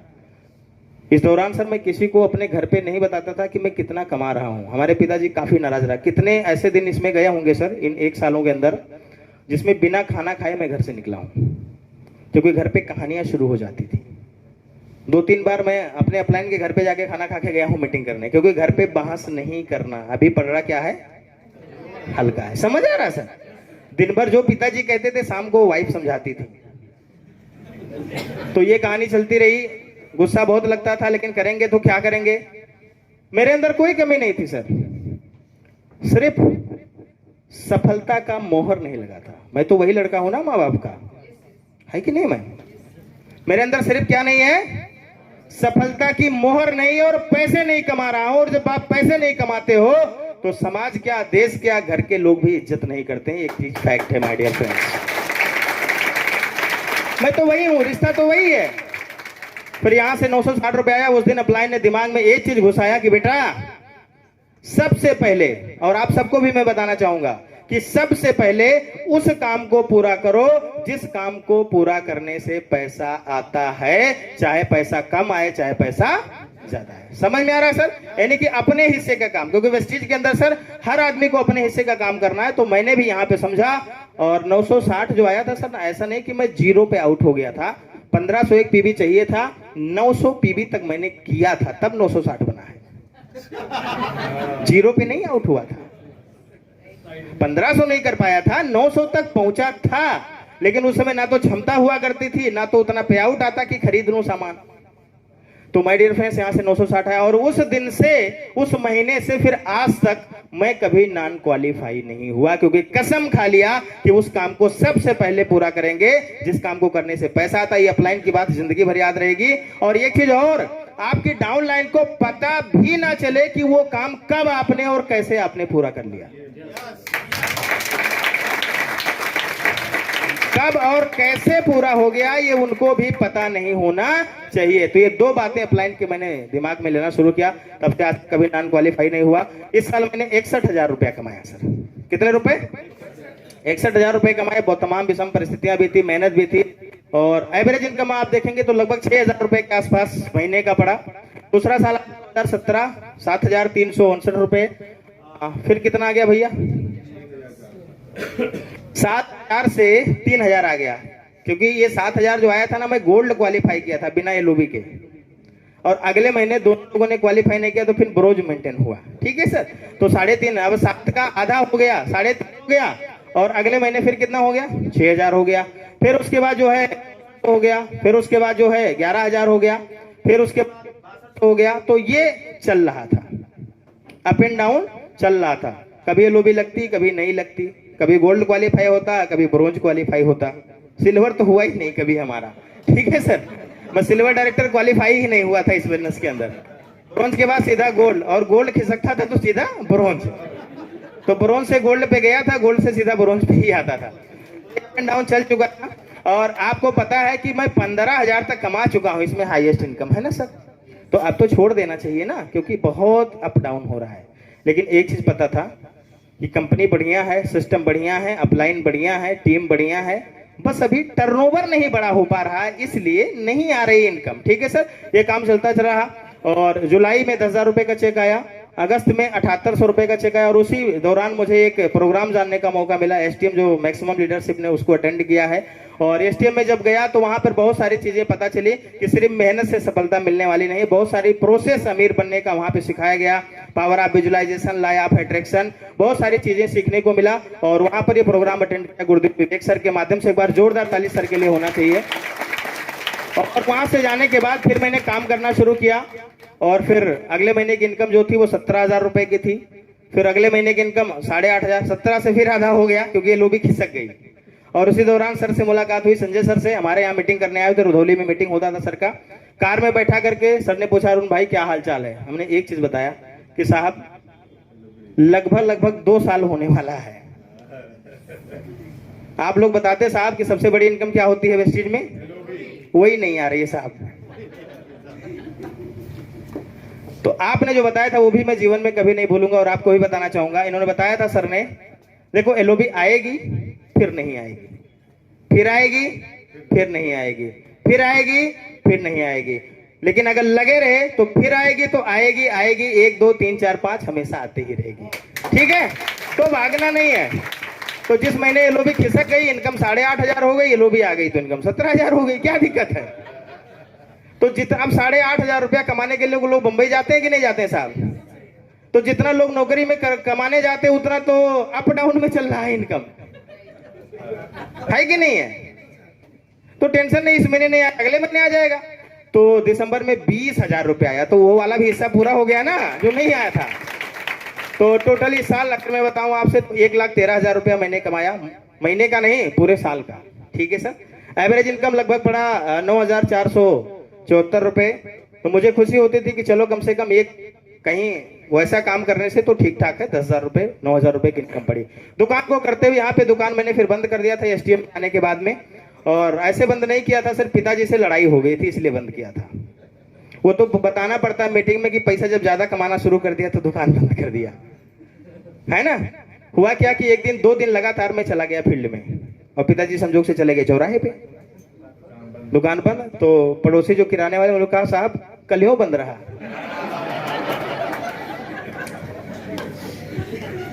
अब उन्होंने फोन लगा दिया मुझे, बोले कहाँ हो? हमने कहा बस आए हैं। उस समय मैं गोंडा गया हुआ था। हमने कहा आए हैं, कुछ काम था। बोले कुछ काम था कि कंपनी काम था? हमने कहा कंपनी का ही काम था। तो थोड़ा सा मैं स्टैंड हुआ। हमने कहा कंपनी का ही काम था। तो कहीं जब दुकान नहीं करना है तो क्यों खोले हो? बंद कर दो इसको, फालतू भाड़ा जा रहा है।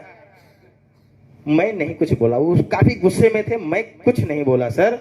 और वहीं फोन पे ही अपने मन में मैंने डिसाइड कर लिया कि ये तो सबसे बढ़िया है ना, कोई दिक्कत नहीं। हमने कहा ठीक है आते हैं। आकर के मैंने हिसाब किताब किया। हमारे एक मास्टर साहब थे, उनके दुकान के अंदर मतलब मकान में मैंने दुकान किया था। हिसाब किताब किया, 3 महीने का भाड़ा मैंने नहीं दिया था, 1,800 रुपया। हमने कहा गुरुजी पैसा मेरे पास नहीं है, दुकान बंद करना चाहता हूँ, या तो 2-4 महीने का मोहलत दे दीजिए, दे दूंगा आपका 1,800, या प्रेस्टीज का सामान लो तो अभी दे दूं, कोई दिक्कत नहीं। तो बोले यार 6 महीना उधार से अच्छा है सामान में मिल जाए। तो हमने कहा आधार कार्ड भेज दीजिए, ज्वाइनिंग हो गया, 1,800 का सामान दे दिए। ठीक है सर, आज वो भी सिल्वर डायरेक्टर हैं। तो यहाँ पे मास्टर साहब आ गए और एसटीएम से आने के बाद में मैं पिताजी के साथ बैठा, माताजी को बैठाया, वाइफ को बैठाया, बच्चे को बैठाया, पूरा काउंसलिंग मैंने किया क्योंकि कुछ हिम्मत आ गई थी इतना प्रोग्राम देखने के बाद। हमने कहा पिताजी देखिए, आपके हिसाब से जो आप समझाते हो वो सही है, मैं भी देख समझ करके कर रहा हूँ, ये भी ठीक है, और आप खुश रहो या नाराज रहो, करना क्या है? तो बेहतर ये होगा कि आप खुश रहो। हाँ, आपको कहीं नहीं जाना क्योंकि स्कूल उनका छूट चुका था, सब कुछ मुझे ही करना था। सब्जी लाना है तो अरुण भारती को लाना है, दवाई लाना है तो अरुण भारती को लाना है, शादी विवाह में किसी के यहाँ जाना है तो अरुण भारती को जाना है। हमने कहा सबको जिम्मेदारी किसकी? मेरी। मैं दुकान से लाऊं या वेस्टेज से लाऊं, जिंदा हूं तो ये चीज मैं करूंगा। और वहां से फिर मैंने full time as a career wastage को करना शुरू किया माय डियर फ्रेंड्स। और फिर 2018 में क्या हुआ, जनवरी की शुरुआत हुई 25,000 रुपए से, फिर 17,000, फिर 21,000, फिर 27,000, फिर 32,000, फिर 27,000, फिर 68,000, 27,000 से 68,000 रुपए का चेक साहब। तो जो 7,000 के बाद 3,500 हुआ था वो पूरा हुआ कि नहीं हुआ? हो गया ना, अभी तीसरा साल शुरू हुआ है। ठीक है सर। और इसी दौरान मेरे साथ एक घटना होनी शुरू हुई। अगस्त सितंबर में मेरे पिताजी की तबीयत ज्यादा बिगड़नी शुरू हुई, ज्यादा खराब होनी शुरू हुई माय डियर फ्रेंड्स। और अगस्त, सितंबर और अक्टूबर, ये 3 महीना मेरे जीवन का ऐसा रहा जिसमें मैंने वेस्टेज में कोई भी काम नहीं किया है सिवाय अपनी परचेजिंग करने के। मैं कहीं फील्ड में नहीं जाता था क्योंकि तबीयत, कभी गोरखपुर लेके जाना, कभी फैजाबाद लेकर के जाना, कभी सिद्धार्थ नगर लेकर के जाना। आप समझ सकते हैं कि अगर घर में कोई बीमार हो, और भी इकलौता मैं था सर उनको देखने वाला, मैंने बहुत सारी चीजें किया, बहुत सारा मेहनत किया। और उस समय अगर आपको बताऊं तो काफी कंडीशन खराब हो गई थी, लेकिन उस कंडीशन में भी वेस्टीज से आपने देखा कि 66,000, 68,000, 44,000 रुपए इनकम आए, उस समय समझ में आया कि पैसिव इनकम का क्या रूप होता है। शायद अगर मैं सरकारी नौकरी में होता तो क्या 3 महीने की लगातार मुझे छुट्टी मिलती साहब? नो। क्या अपने माँ बाप का सेवा मैं कर पाता? शायद नहीं कर पाता। तो एक प्राउड फील होता है कि मैं वेस्टिजियन हूँ और यहाँ पर पैसिव इनकम मिलता है। तो यहाँ पर ये स्थिति हो गई थी माय डियर फ्रेंड्स। और हो गया। हेलो,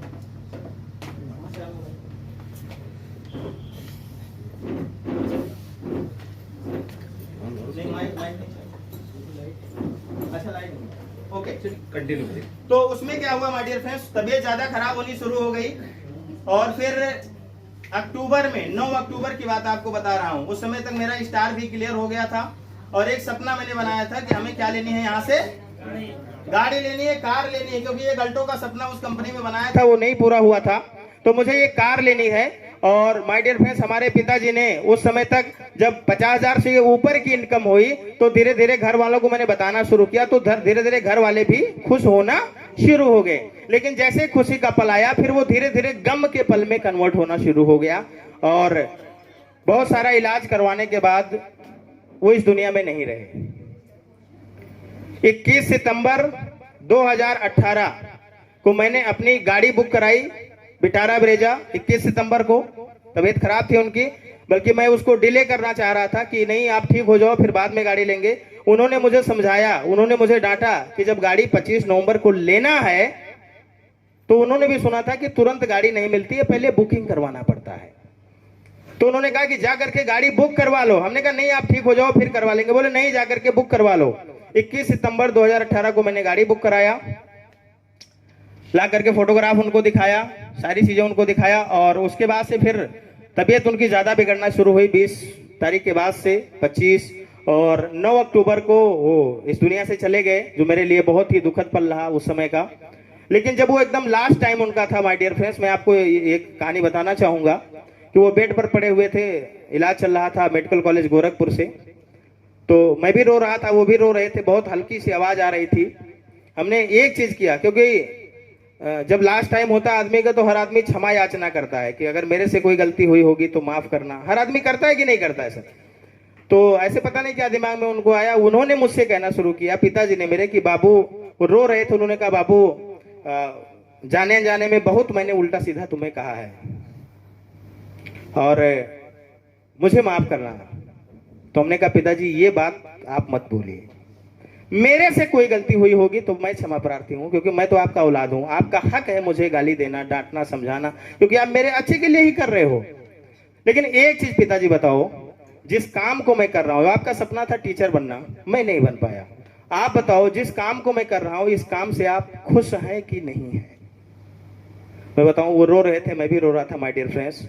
उन्होंने कहा बाबू मैंने बहुत उल्टा सीधा तुम्हें कहा है, क्योंकि उसी कंपनी की तरह इसको भी मैं समझ रहा था। आज मैं कह रहा हूं इस काम को कभी छोड़ना मत, इस काम को कभी छोड़ना मत, क्योंकि जिस तरीके से हालात परिस्थिति हमारे परिवार की है, इस तरीके से ना जाने कितने लोगों के परिवार के, क्योंकि उनको पता चल चुका था ये टीम वर्क है। क्योंकि उस समय जब मैं 66,000 कमा रहा था सर, तो मेरे टीम में कोई 20,000 कमाता था, कोई 15 कमाता था, कोई 5 कमाता था। तो लोगों से मुलाकात हो गई थी। तो माय डियर फ्रेंड्स, वो बाप की गाली से ज्यादा बेहतर ये शब्द हमारे लिए थे, लेकिन इसके लिए सिद्ध करके दिखाना पड़ता है। ठीक है। और अक्टूबर की इनकम, ये जो 66,000 की इनकम आई है सर ना अक्टूबर में, मैं आपको बताऊं, पिताजी हमारे एक्सपायर किए 9 अक्टूबर को। 10 अक्टूबर को मिट्टी का काम हुआ था। मिट्टी करके हम लोग लौट रहे थे घर, और वहां के बीच में मैं था शमशान घाट के, और मोबाइल पे मैसेज आता है कि आपका सितंबर महीने का इनकम आपके खाते में ट्रांसफर हो चुका है 66,150 रुपए। ये बहुत बड़ी बात होती है माय डियर फ्रेंड्स, कि एक दिन भी मैं वेस्टीज में काम करने नहीं गया हूं सितंबर और अक्टूबर में, फिर भी पैसा आया। तो क्या ये कम है सर? बहुत बड़ी बात है। और फिर मैंने काम करना शुरू किया। नवंबर की इनकम 71,000 रुपए की आई, और 25 नवंबर को, अब सोचो सर कि उधर पिताजी चले गए, तमामों पैसे खर्च हो चुके, एक जो खुशी का माहौल था वो दुख के माहौल में बदल चुका।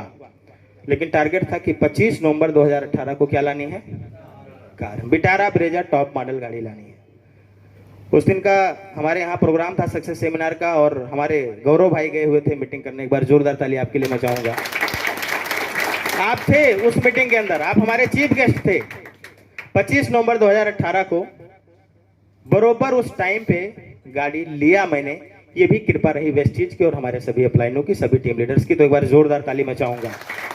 ये हुआ सर। और यहाँ पे फिर गाड़ी लाने के बाद दिसंबर की इनकम जो थी वो 1 लाख रुपए, जो महीने कमाने का हर आदमी का टारगेट होता है सर, वो लक्ष्य पूरा हुआ दिसंबर 2018 में। और तब से आज तक कभी 1 लाख रुपए से कम एवरेज इनकम नहीं आया सर। ठीक है, 1 लाख रुपए कमाना शुरू किया। और टोटल इस साल की इनकम कितनी हो गई साहब? कितने हजार रुपए महीने पड़ा? 636 जब आया था और रिश्तेदार ने समझाया था कि 2000 खर्चा हुआ है, कमाए हो 636, और अगर छोड़ दिए होते तो क्या होता साहब? आती है? नहीं आती, कोई देने वाला नहीं है माय डियर फ्रेंड्स। ये इनकम आया और अगले साल की इनकम 2019 की इनकम बढ़नी शुरू हुई। आप देख सकते हैं यहाँ पर इनकम 1 लाख रुपए, 90,000 रुपए, 97,000, 78,000, 95,000, 1,21,000, 1,30,000 और टोटल इनकम आई 12,81,363 रुपए महीने की। कितनी इनकम? चौथे साल की इनकम 1 लाख रुपए एवरेज इनकम मैंने कमाना वेस्टीज से शुरू किया। धीरे धीरे काम करना शुरू किया माय डियर फ्रेंड्स। इसी बीच मैंने घर भी बनाया, अभी आगे फोटो आपको दिखाऊंगा। और फिर ये 2020 में हम सभी लीडरों की तैयारी थी कि अब तो डबल करेंगे, खूब मेहनत करेंगे, 20-20 खेलेंगे। लेकिन जैसे फरवरी बीता, मार्च में आ गया लॉकडाउन। आप सबको याद होगा माय डियर फ्रेंड्स। उस महीने की इनकम 97,000 रुपए, 59,000 रुपए, 91,000, 1,25,000, ये सब लॉकडाउन पीरियड देख रहे हैं आप। जब हम लोग कहां थे? घर के अंदर, कमरे के अंदर, पर्दे के अंदर थे। ना तो हम किसी से मिलने जा सकते थे, ना तो किसी को बुला सकते थे। बुलाने में क्यों डर लगता था? कहीं कोरोना लेके ना आ जाए। जाने में क्यों डर लगता था? 2 बातों से। एक तो सामने वाला मिलना नहीं चाहता था, दूसरे लाठियां चल रही थी पुलिस वालों की। कुछ लोग जाते थे बेसन लेने, सूजी लेकर के आते थे, आपने सुना होगा, है ना? तो ये सब कहानियां चल रही थी माय डियर फ्रेंड्स। फिर भी कितना रुपया आया? जब दिल्ली बंद, बंबई बंद, दौलताबाद, सब कुछ बंद, ट्रक बंद, बस बंद, हवाई जहाज बंद, ट्रेन बंद, सब बंद। लेकिन आया क्यों? मैं आपको बताऊं। क्योंकि जिसको हम लोग समझाते थे भैया स्पिरुलिना खा लो, इम्यूनिटी पावर मजबूत रहेगा, बीमारियां नहीं आएंगी, कहता था अरे होगा तो देखा जाएगा। कोविड में क्या हुआ? टेलीविजन वालों ने दिखाया इस बीमारी का कोई इलाज नहीं है। जिसका स्टेमिना मजबूत रहेगा, जिसका इम्यूनिटी मजबूत रहेगा, है ना सर, वो बचा रहेगा। तो टीवी वालों ने मीटिंग कर दिया हम लोगों का, समझो हम लोगों की सारी मीटिंग बंद थी, कहीं कोई प्रोग्राम नहीं होता। धारा 144 लागू थी भाई साहब। घर में बैठ करके 15,80,000 रुपए आए। उसके बाद 2021 आया। आप सबको पता है कि 2021 में भी कोविड था, और 2021 वाला 20 वाले से ज्यादा खतरनाक था, क्योंकि 2021 में लोग चल फिर रहे थे और भी खतरनाक था। ये 2 लाख की इनकम भी आई। इस तरीके से इनकम चलती रही। आप देख सकते हैं यहाँ पे टोटल इनकम इस साल आई 16,77,045 रुपए। एवरेज इनकम 1,39,000 पड़ा। और अगर मैं आपको बताऊं कि मार्च 2020 से जब से लॉकडाउन लगा था और 2021 दिसंबर तक कहीं ना कहीं लॉकडाउन का पहला, दूसरा, तीसरा झटका महसूस हुआ है कि नहीं है सर? तो टोटल इनकम अगर मैं बताऊं तो 31,45,415 रुपए घर में मच्छरदानी में बैठ करके कमाया गया। ये पैसिव इनकम है भाई साहब। जिन्होंने 50-50 लाख, 1-1 करोड़ की दुकानें खोल रखी थी ना, शटर बंद तो पैसा बंद। यहाँ पे शटर बंद तो भी पैसा आता है। ठीक है, तो यहाँ पे काम चलता रहा। एवरेज इनकम 1,42,000 रुपए महीने का पड़ा कोविड के दौरान की मैं आपसे बात बता रहा हूँ।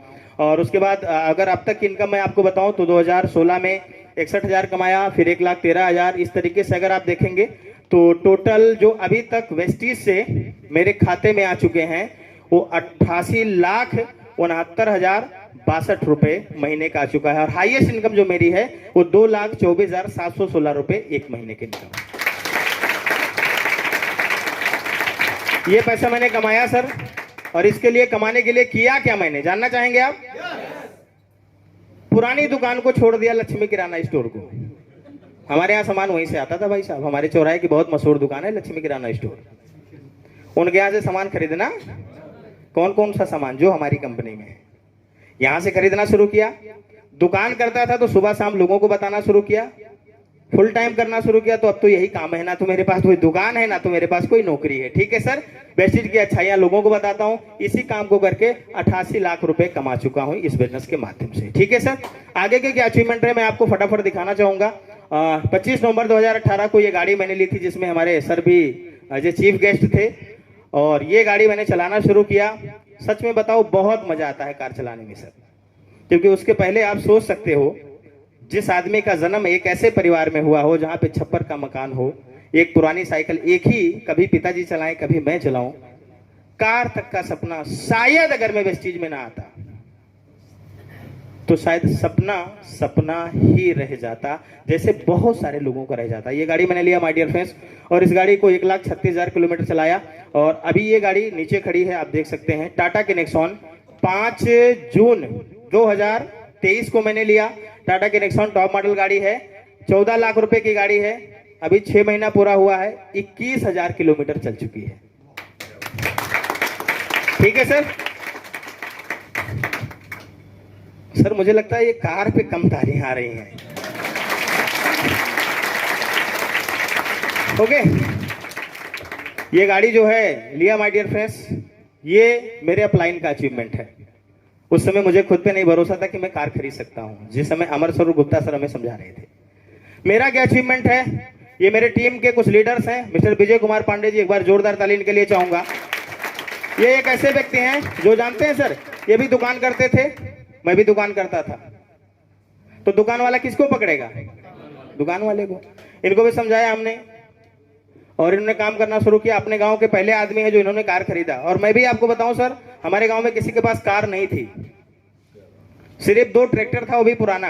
आप सोच सकते हैं कितने बैकवर्ड एरिया से हम लोग बिलोंग करने वाले हैं।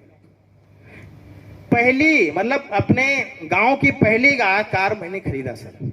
अब आप सोचो, जिसके गांव में कार ही ना हो, अगर वो कहता होगा एक दिन कार से चलेंगे, तो क्या लोग मानते होंगे? नहीं मानते होंगे ना।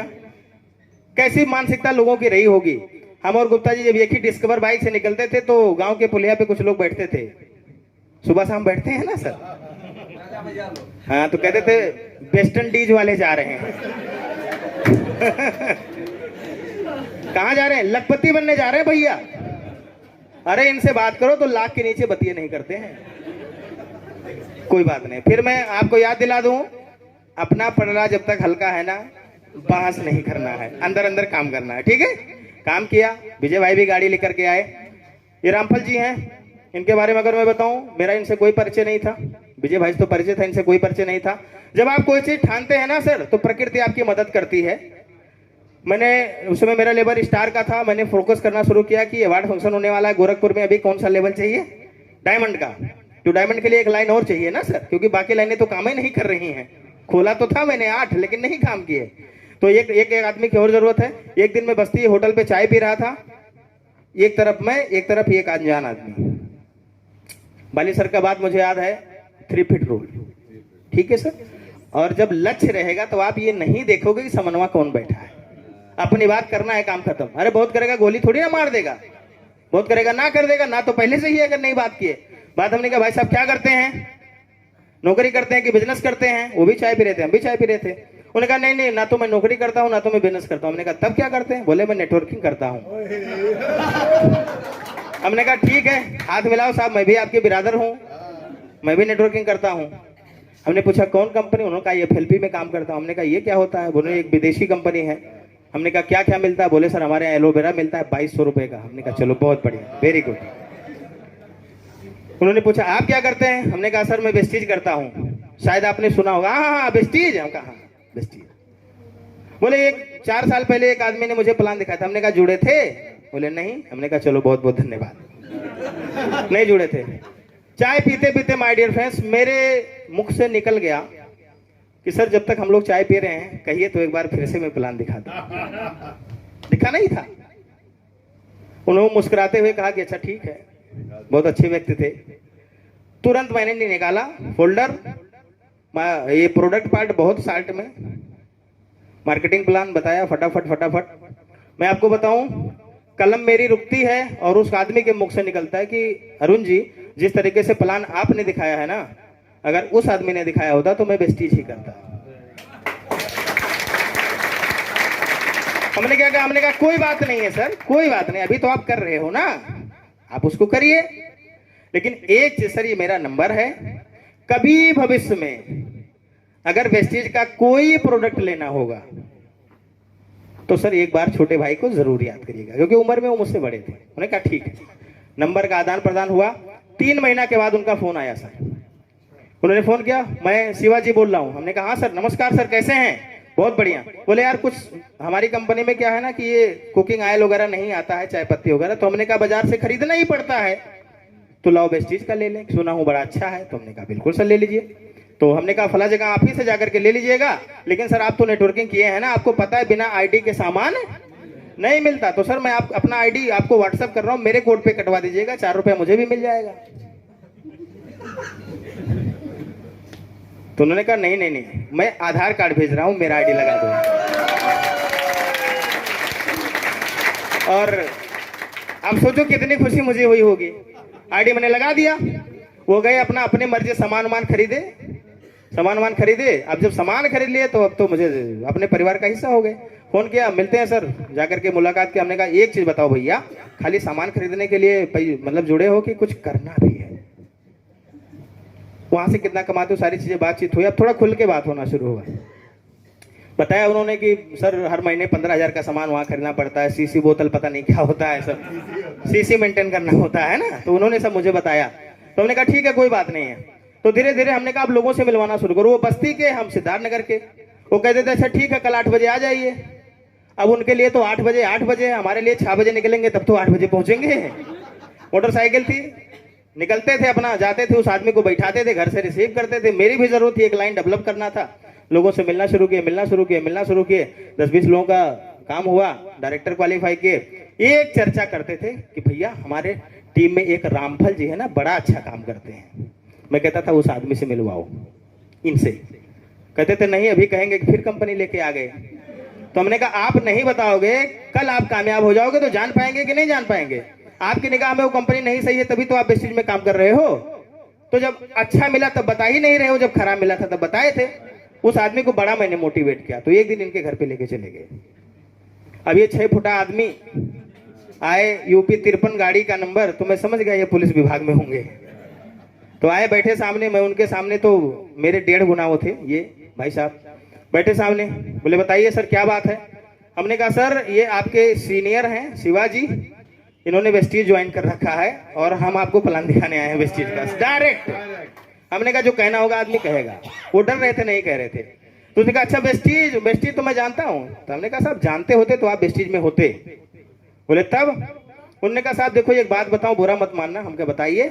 उन्होंने कहा देखो सीनियर जो होते हैं ना पूरी बात बताते नहीं है पहले, क्योंकि इन्होंने नहीं बताया था कि हर महीने एक सीसी का बिजनेस करना पड़ेगा। तो हमने कहा ये शिवाजी है, मैं अरुण भारती हूँ। इन्होंने नहीं बताया तो मेरी क्या गलती है? और मैंने इन आदमी से कहा माय डियर फ्रेंड्स, क्योंकि आपको सही बात बतानी है। हमने कहा अरुण भारती जो इस पन्ना पे लिख करके जाएंगे ना, ये पन्ना अगर कंपनी के मार्केटिंग प्लान से मिलाओगे तो 100% आपको सही मिलेगा। मैं आपके सामने कोई झूठ बता करके नहीं जाऊंगा। और इन्होंने कहा ठीक है सर, तो बताइए। सारी चीज मैंने इनको बताया, प्लान क्लियर किया, ज्वाइनिंग इन्होंने किया, काम करना शुरू किए।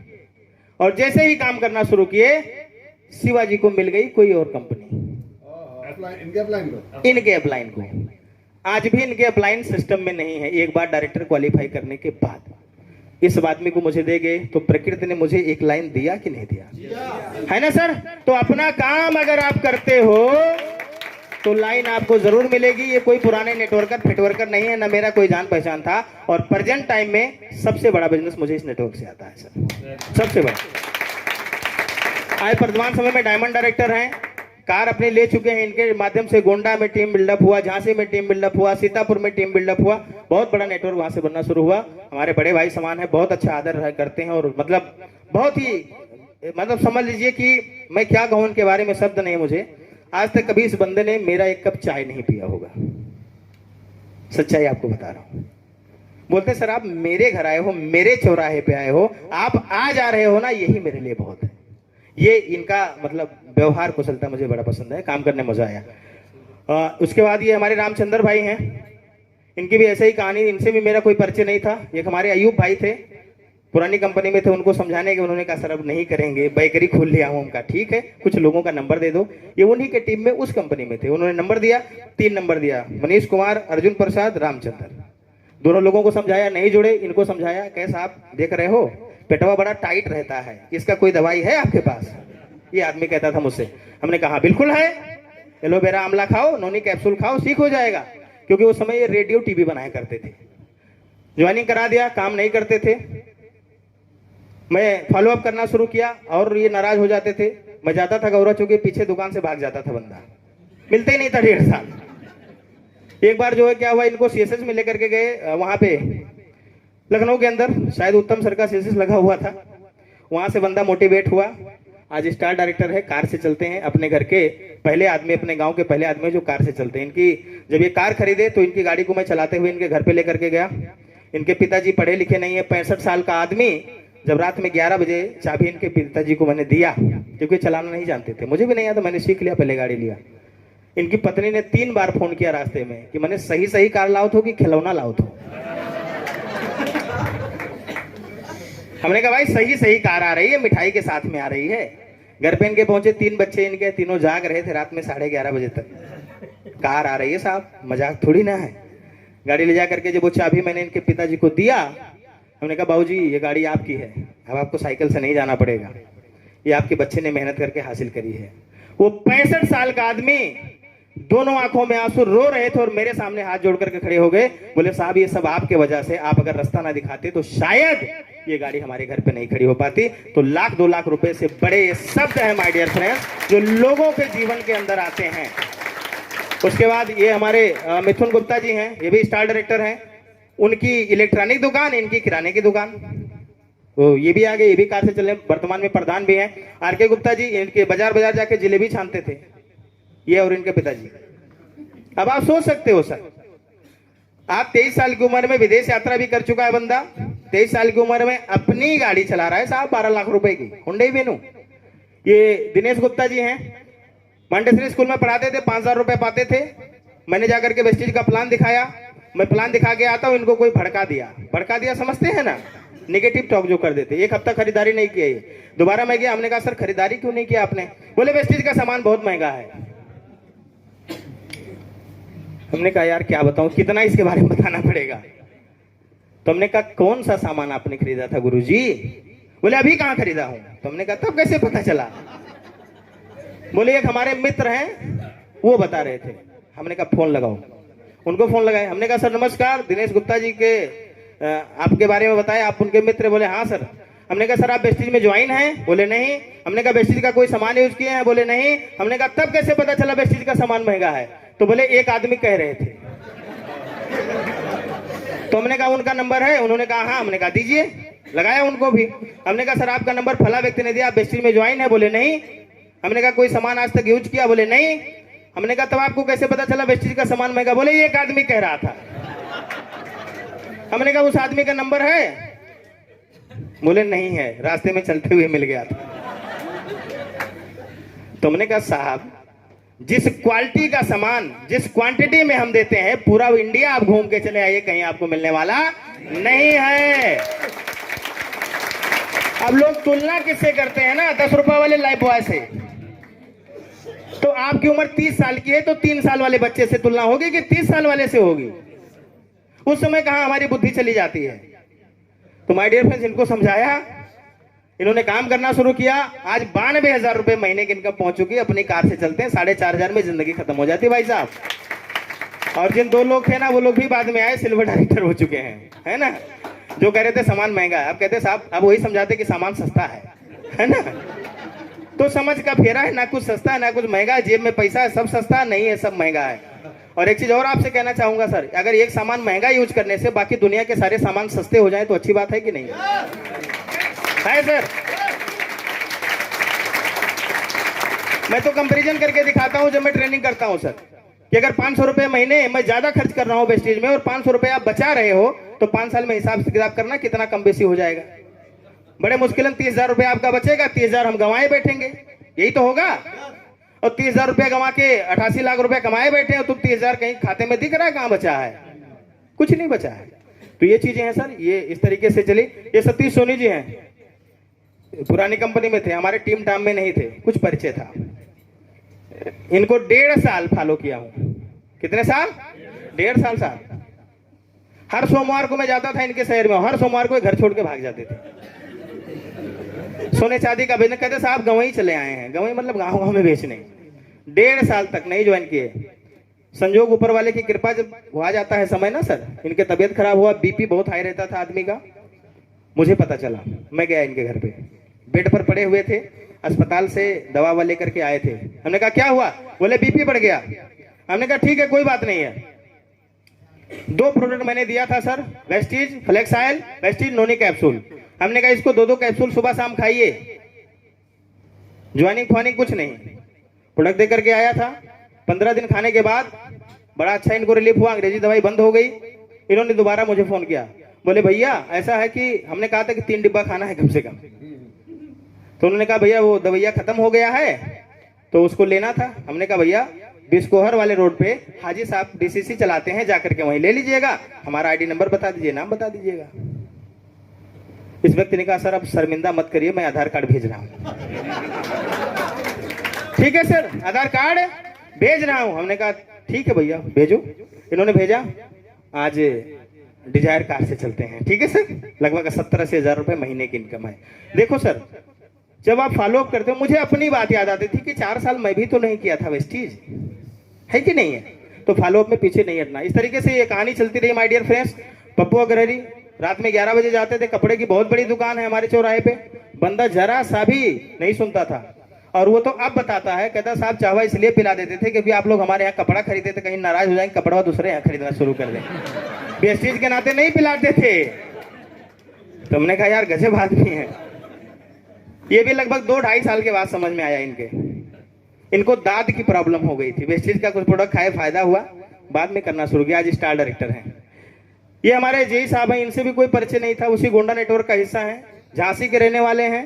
गोंडा में जल निगम में जूनियर इंजीनियर है सर। अभी क्रेटा गाड़ी लिए हैं और इस समय इनकी इनकम लगभग 50,000 रुपए महीने पहुंच चुकी है। स्टार डायरेक्टर का लेवल है।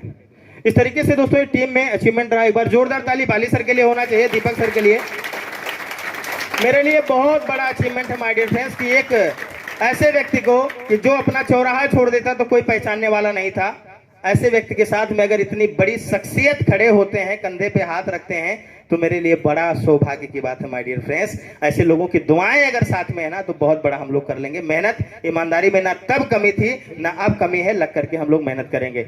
बहुत सारे मोमेंट रहे, जहां पे जाओ सफलता लोग सम्मान करते हैं, रिकॉग्नाइज करते हैं, बहुत सारा अचीवमेंट रहा दोस्तों। मैं आपको बताऊं, जब मैं वेस्टीज में नहीं था तो मैं कभी लखनऊ तक नहीं गया था। अब आप सोच सकते हैं, लेकिन वेस्टीज के वजह से अपने देश का कई टूर करने को मिला। आगरा का टूर हो गया, नैनीताल तो हम लोग कई बार गए हैं, झांसी भी जेई साहब के माध्यम से घूमने का, लाल किला वाला मिला, वहां पे जो रानी लक्ष्मीबाई का स्थान था, सब कुछ घूमने को मिला।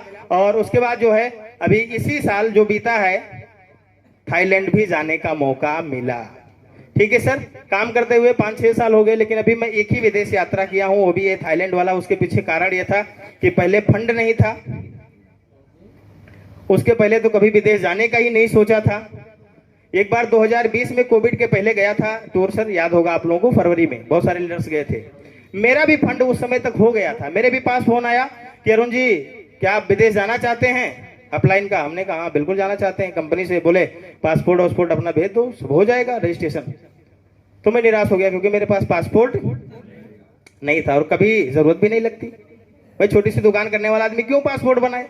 तो पासपोर्ट नहीं था तो वो टूर मेरा मिस हो गया। फिर बाद में हमने क्या किया, पासपोर्ट बनवाया। और पासपोर्ट जब बनवाने गया तो हम थे, गुप्ता जी थे, ये दोनों एक ही गांव के थे। 1-2 लोग और थे, विजय पांडे, वो अलग गांव के थे, उनका थाना अलग, हमारा थाना अलग।